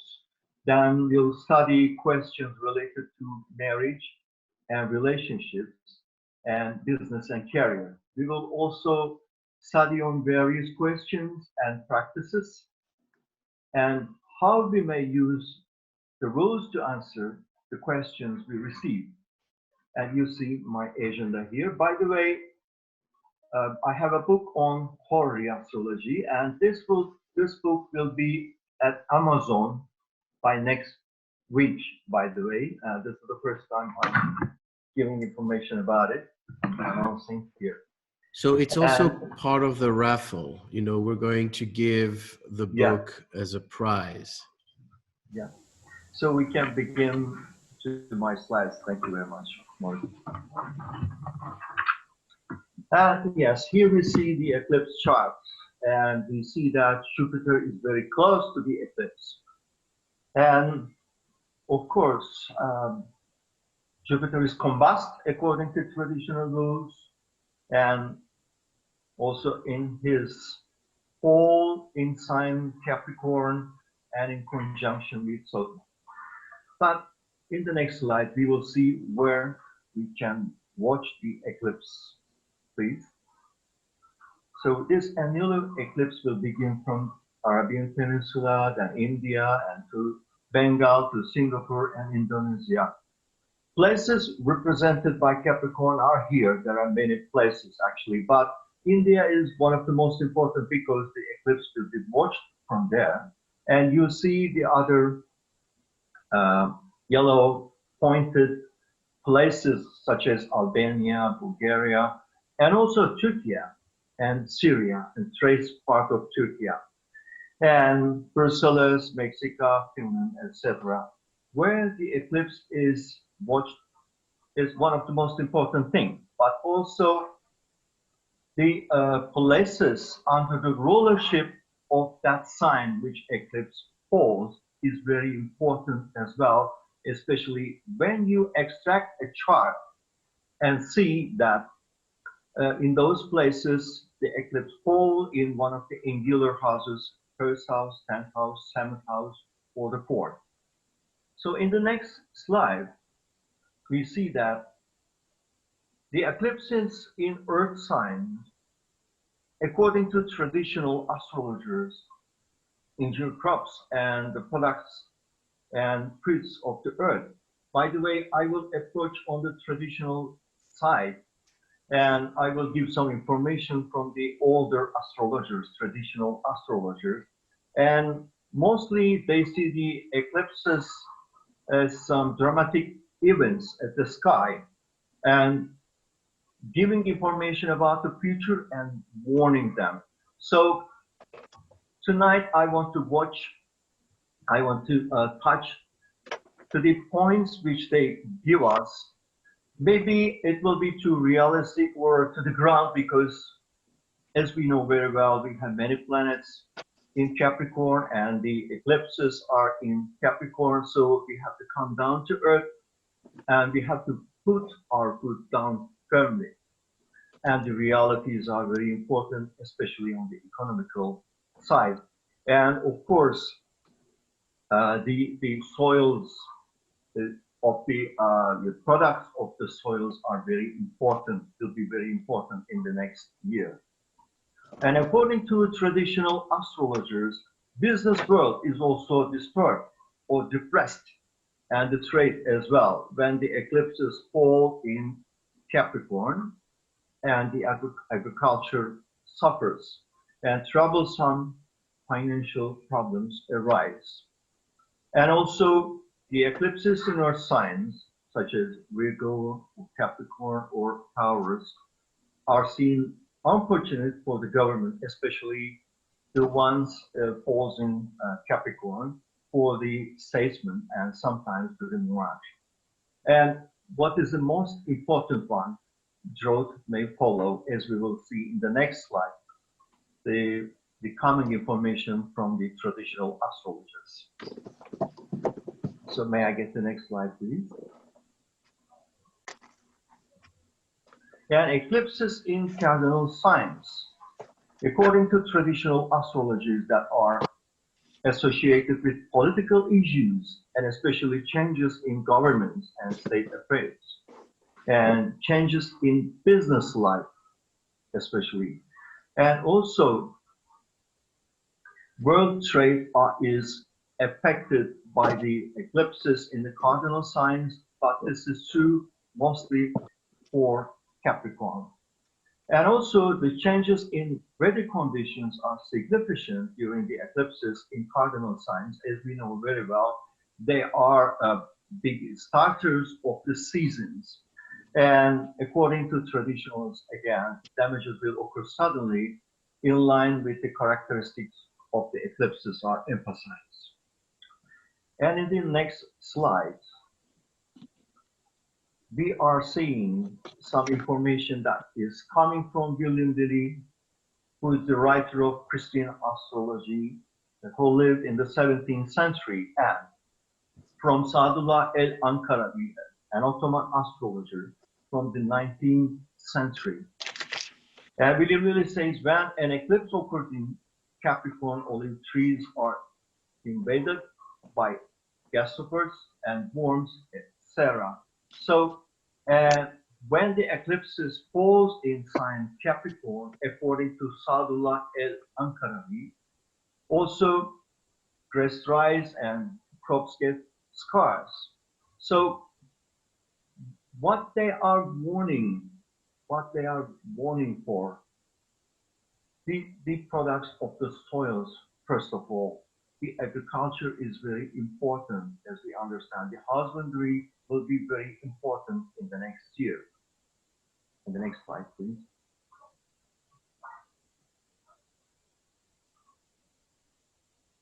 And as we see here, there are many planets in Capricorn. Of course, we have Saturn and Pluto in Capricorn at the moment, and Jupiter soon will be in Capricorn. And also I use Ceres here to show you that it is also a part of the eclipse very close to Saturn. And Ceres is the great corn goddess, Earth Mother. It is related with nurturing principle and the food issues. So it's again, take our attention to the food, to the crops, to agriculture.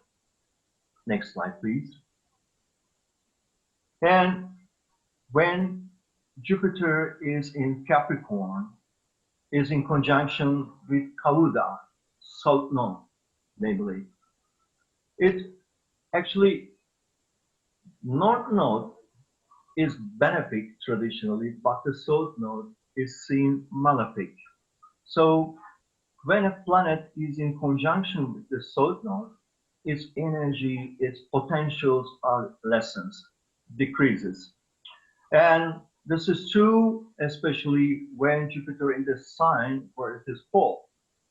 And according to Sadullah Ankarabidi, Ottoman astrologer, when Jupiter in fall, it brings hesitations and astonishments of viziers.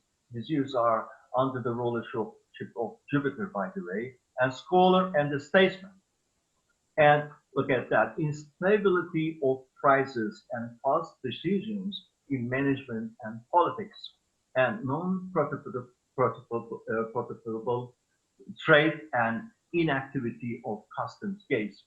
And again, he is saying that the conjunction with the South Node brings especially problems to the religious people or people who are in high class in general, and the benefits are diminishes and the prices in market change.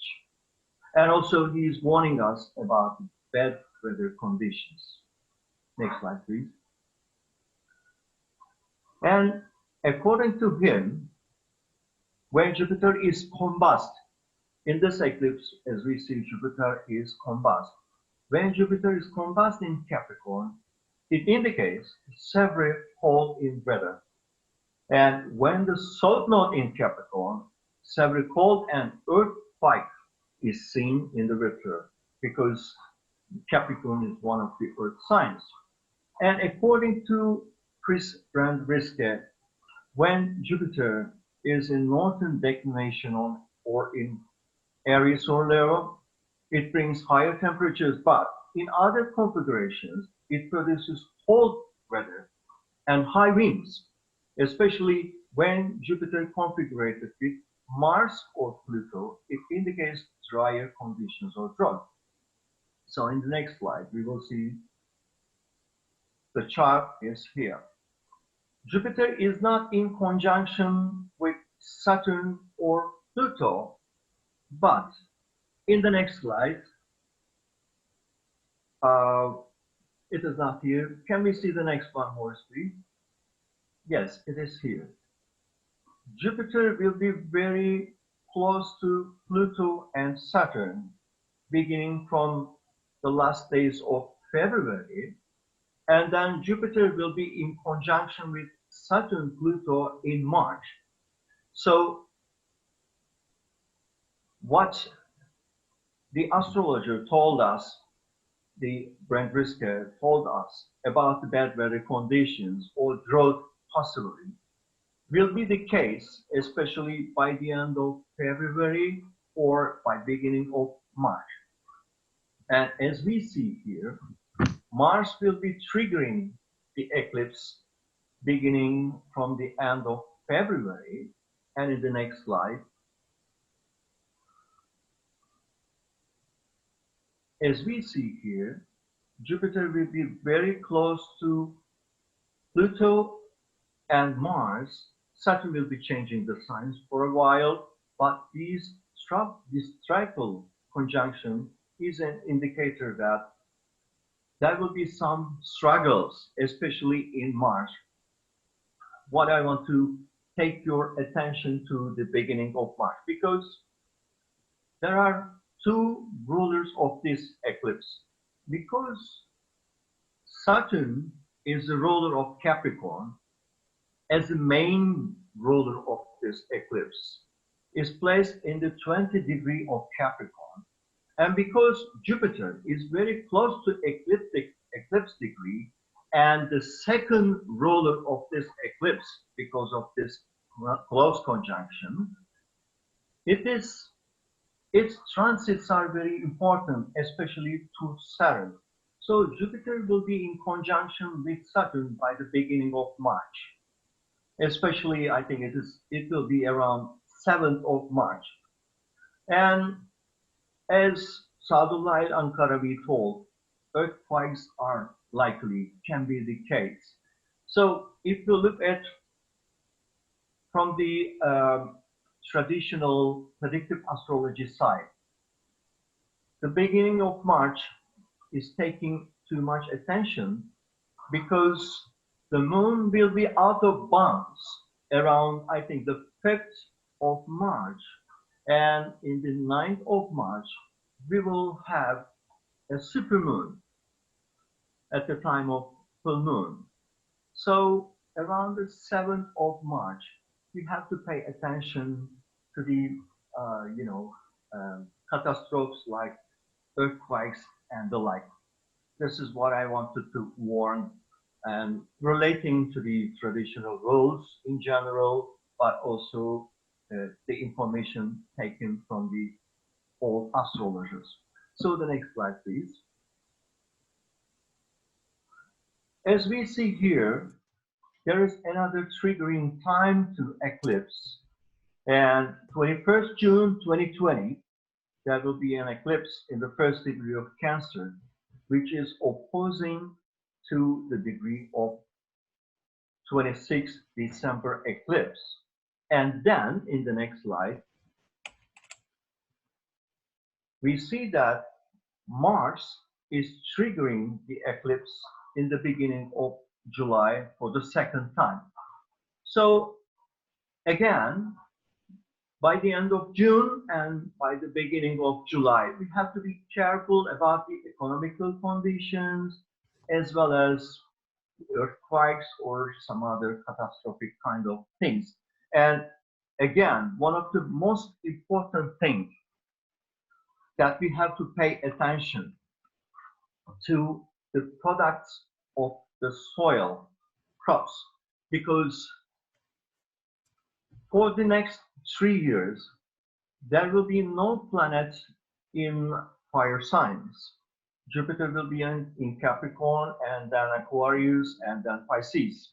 So Saturn will be in Capricorn, then Aquarius, and Pluto will be in Capricorn again, Neptune will be in Pisces. So no outer planet will be in fire sign. This is why I would like to take your attention to the possibility of drought and to the products of the soil.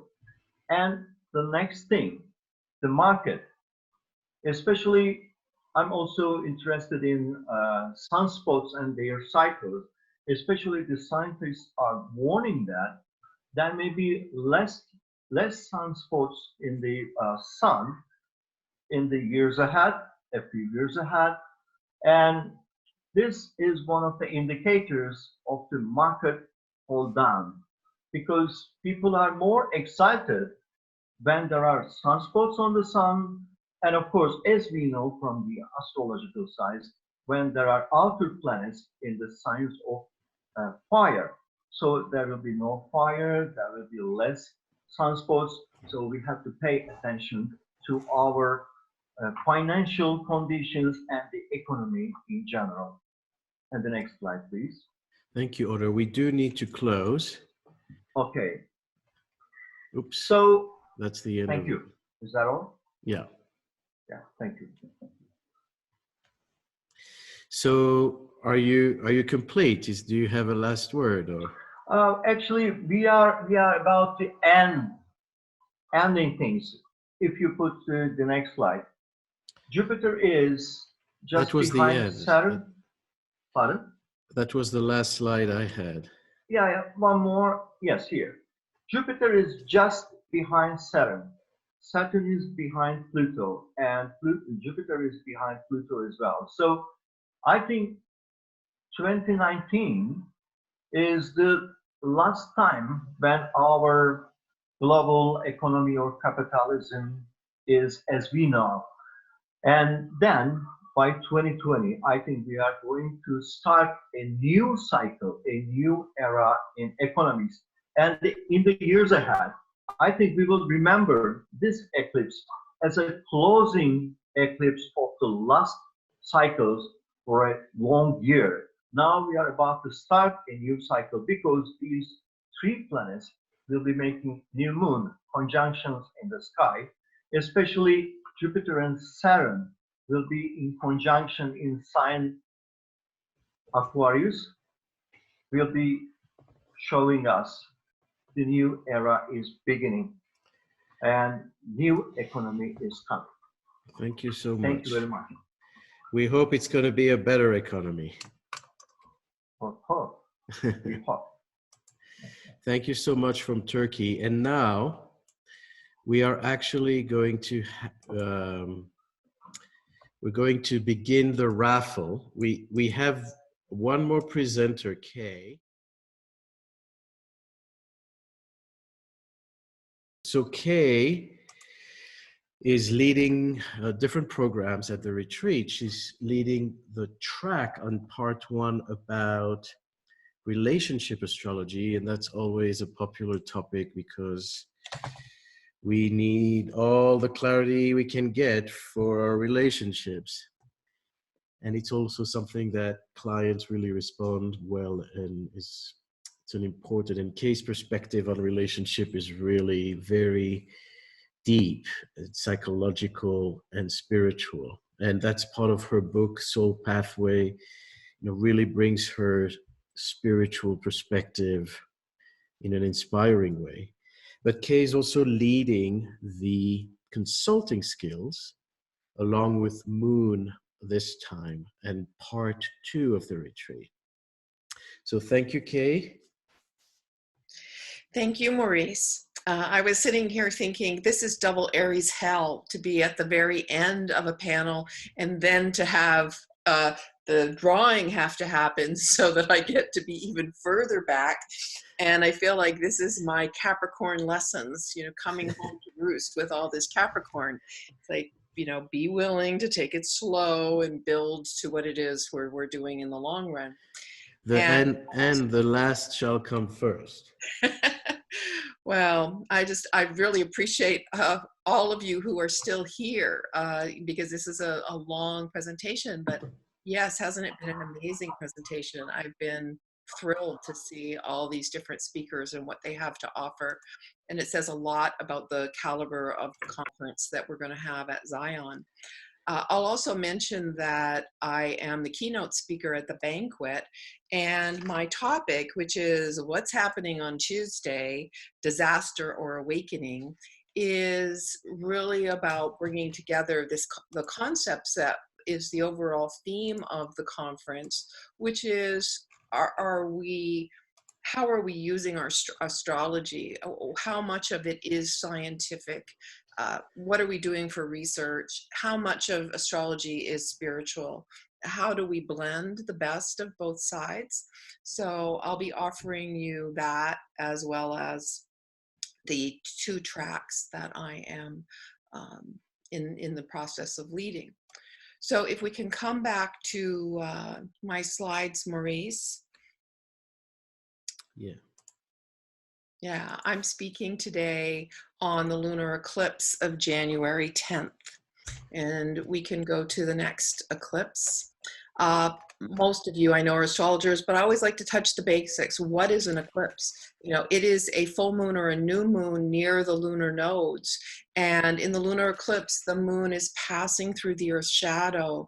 And therefore, the Earth for these moments is blocking the moon's reflected light.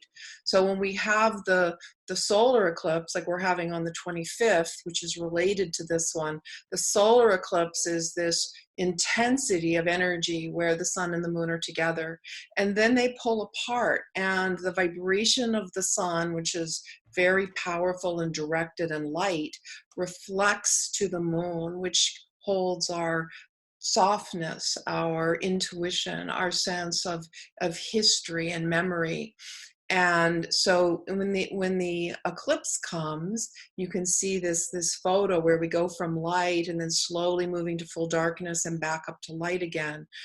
We have this moment to perceive life and who we are in a very different way. Next slide, please.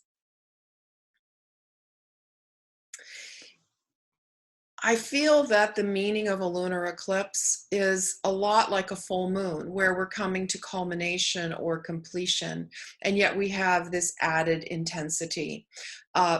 People talk about or worry about the sudden, stressful, or unexpected events that may happen with a lunar eclipse or also a solar eclipse.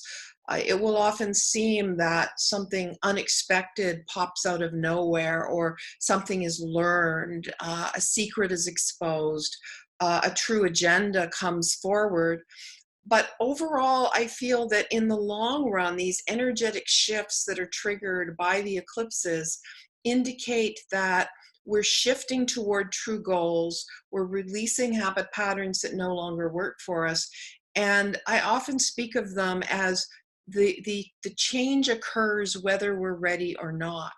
So that the more we can align ourselves with what's actually coming up in future eclipses and see what is being activated and what proactive actions we need to take, the more we can find ourselves ready, and the more we can find that an eclipse signals almost like a magical lock coming into a key. A key coming into a lock, and that at that point, something powerful that we can recognize as alignment with soul path happens. But if we're not ready, if we're a little bit asleep, then we will be shocked by the events of the eclipses. And remember, these eclipses, something may happen at the time of the eclipse, but also the true energy of it will play itself out over 3 to 6 months, a year, or longer.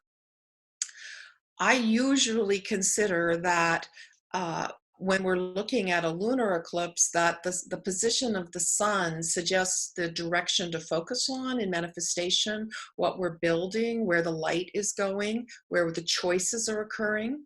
And the moon suggests release. I often look to the negative polarity of the moon sign to say what is old, what is outdated, what is shifting.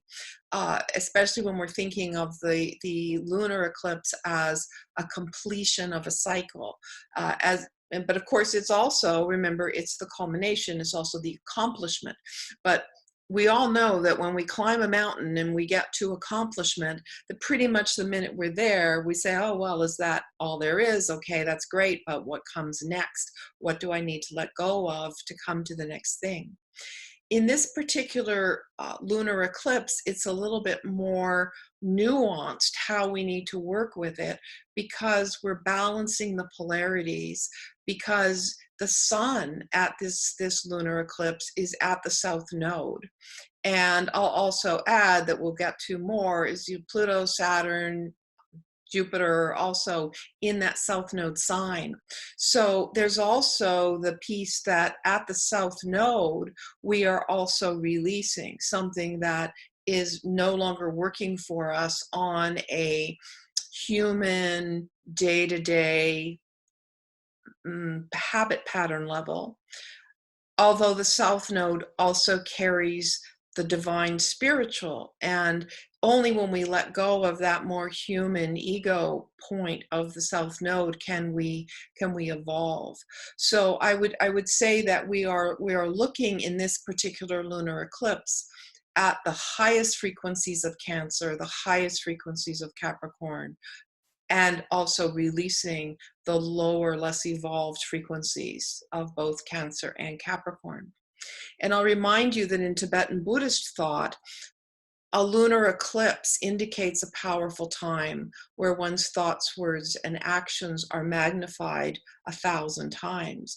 So I really like to encourage people to be in some level of consciousness or spiritual practice on the whole day of a lunar eclipse. And as you know, that weekend, 10th, 11th, 12th of January, we have the lunar eclipse on the Friday. We have Uranus moving forward the next day, Saturday. And then the Sunday, we have the exact conjunction of Saturn and Pluto.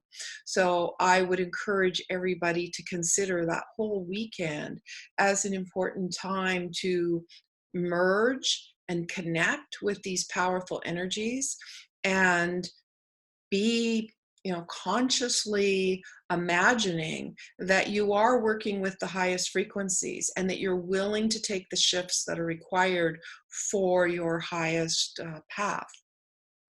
Next slide, please.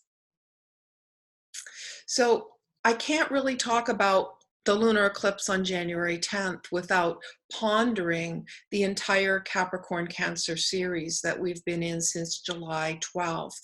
And you can see that this is the sixth in, I think it's 1, 2, 3, 4.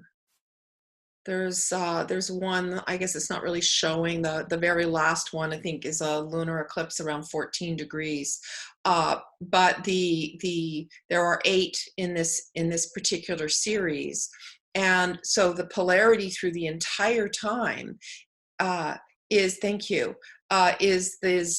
about the sign of Cancer and nurturing, healing, nourishment, the divine feminine, and Capricorn has that energy of the government, of course, foundations, what we're building, what the long-term plans are, what we're mastering. And so we've already been working through this energy now for over a year and a half, or almost a year and a half. And so the solar eclipse, which occurs on December 25th, is very significant, connected to this lunar eclipse that we'll experience on January 10th. Next slide, please. You can go back to full screen with that one, I think. Yes. And so the other thing to consider is that the related eclipses, Cancer, Capricorn time periods, have been all of these years. And so you can think about what was going on in your life, 2000 to 2001, 1981 to 83, 62 to 64, 44 to 46, if you're, in that age range.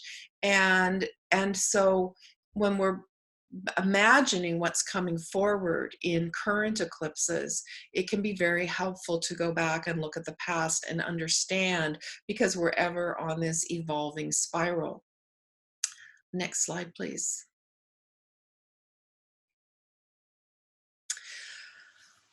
I also find it valuable to look at the Saros series. So Saros series are primarily about the solar eclipses, and they start at one pole and wind around the Earth.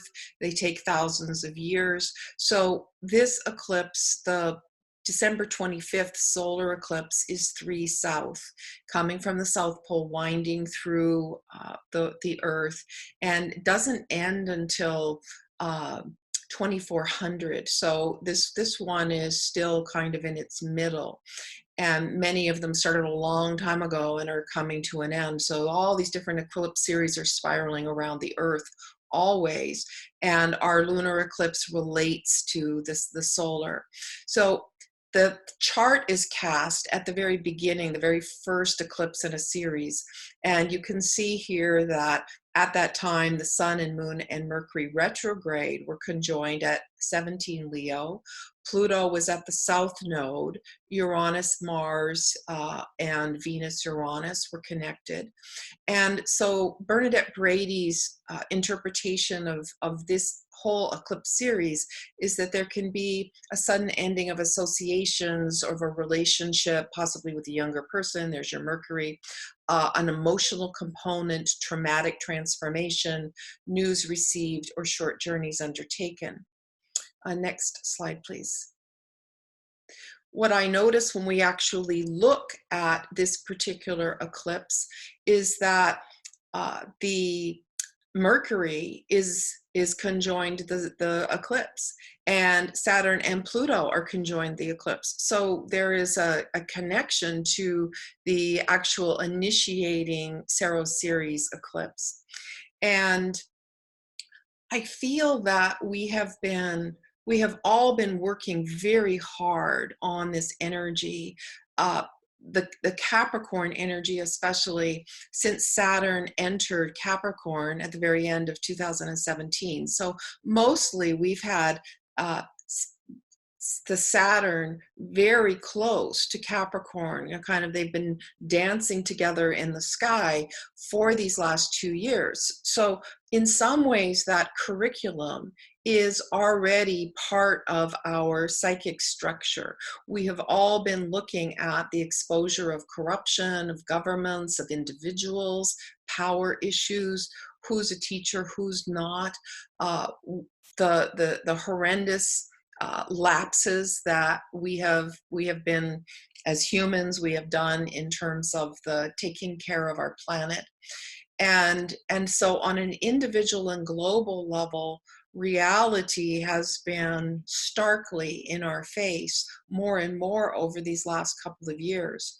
And even though there's a triggering point at an eclipse, or a triggering point when Saturn and Pluto conjoin, my sense always with these major events is that the curriculum and the energy and all the work we have to do is already happening, and we are already faced with the hard choices and the knowledge that we must take action.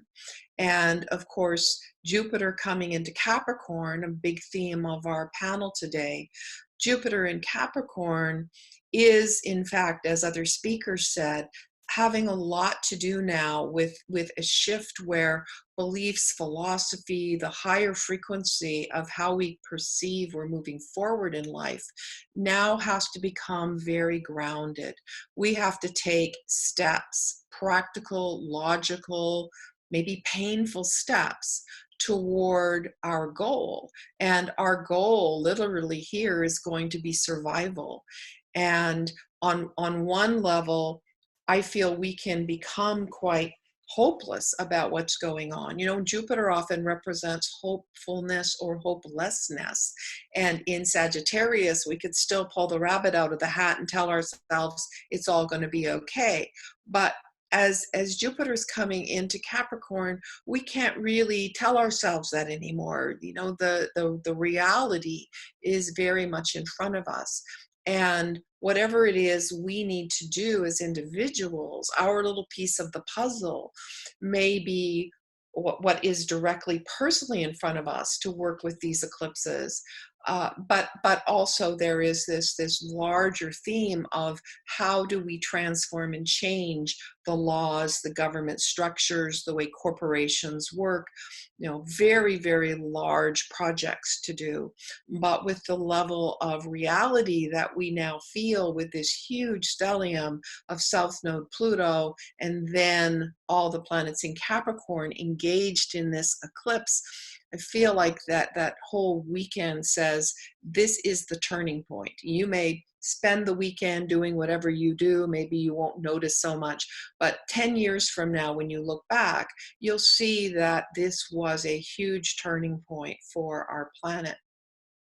So when we're balancing at Capricorn and Cancer, there has been needed more than ever self-care, the energy of Cancer to care for oneself, healing, lovingly, compassionately, to care for one's family, one's circle, and also to be caring for the earth. And I feel we have a little bit of a blessing in this chart where we see there's a trine to Neptune and a sextile from the Neptune back to the Capricorn planets. So our spiritual path, our sense of care and compassion for each other and for the world is an essential part of this particular culmination and turning point. Next slide, please. So I've pretty much mentioned here about the Pluto-Saturn plus effect. By plus, I mean that the Mercury is also in alignment. power shifts, the continued exposure of corruption, hopefully the continued evolution of new paradigms. I think sometimes we forget that when we get so lost in the dark predictions of Capricorn and all of this foundational crumbling, is that at the same time there's amazing new paradigms that are building, and we have to allow the old, which is so corrupt and so dead, we have to allow it to fall without so much fear, and pay attention and support all of the new ways of being, new schools, new government ideas, new ways of farming, building communities. This is essential that we keep our attention focused on, what new is arriving and coming into this balance of the best energies of Cancer and Capricorn, which includes youth and maturity, our inner mother-father archetype, and the balance of healing and boundaries. Next slide, please.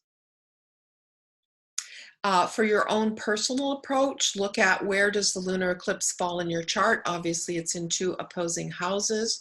Look at planets and angles that are 17 to 23 degrees of cardinal signs. Might also look at your natal moon placement and the house with Cancer on the cusp. This will indicate some of the long-term effects of this eclipse. Stay connected to your own personal Capricorn vision of mastery, accomplishment, and goals. Release where you find you're in struggle and rigidity and discouragement. And you'll do that through the Cancerian balance, finding healing, self-care, and nourishment. And that includes that release of emotional immaturity. We've all got a little inner child in us somewhere who needs to be taken care of so that we can find the balance between Cancer and Capricorn. In a full moon ceremony, it's great to write down what you're letting go of on a piece of paper, burn it, and let yourself be connected to that joy of completion and the sense that the next mountaintop is in front of you. And thank you so much. I'm honored to be the Director of Education for OPA and to be with you at the conference in Zion. Thank you so much, Kay. Wonderful insights.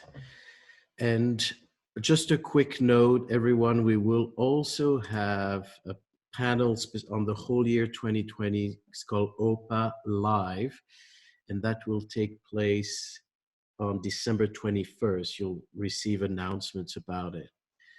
One last word about Jupiter in Capricorn. First of all, thanks to all the amazing presentations here. I think everyone really, in their own short time, gave very pertinent and useful information that is complementing. I want to also, have a prayer for this year to come. It is a dramatic year, and we need to stay in a very Capricornian way, as everything happens in the sign of Capricorn, to stay aligned with higher intention, higher purpose, and visualize enlightened leadership at the top of the mountain. People we can really rely on. It doesn't matter what political affiliation you have. What's important is that those who are assigned to lead do so with integrity, do so with true concern for the people, for the land, and for the whole holistic ecosystem that includes human beings. And thank you, everyone at OPA, for that process. One note about those of you who do some ceremony and who do your meditation, the sign of Capricorn and Jupiter in Capricorn in particular has to do with also bringing in your ancestors, the living ancestors and the departed ancestors. This is something that's very strong in indigenous cultures, to bring the elders, to connect with our lineage, And it's something very, that's lost in modern culture.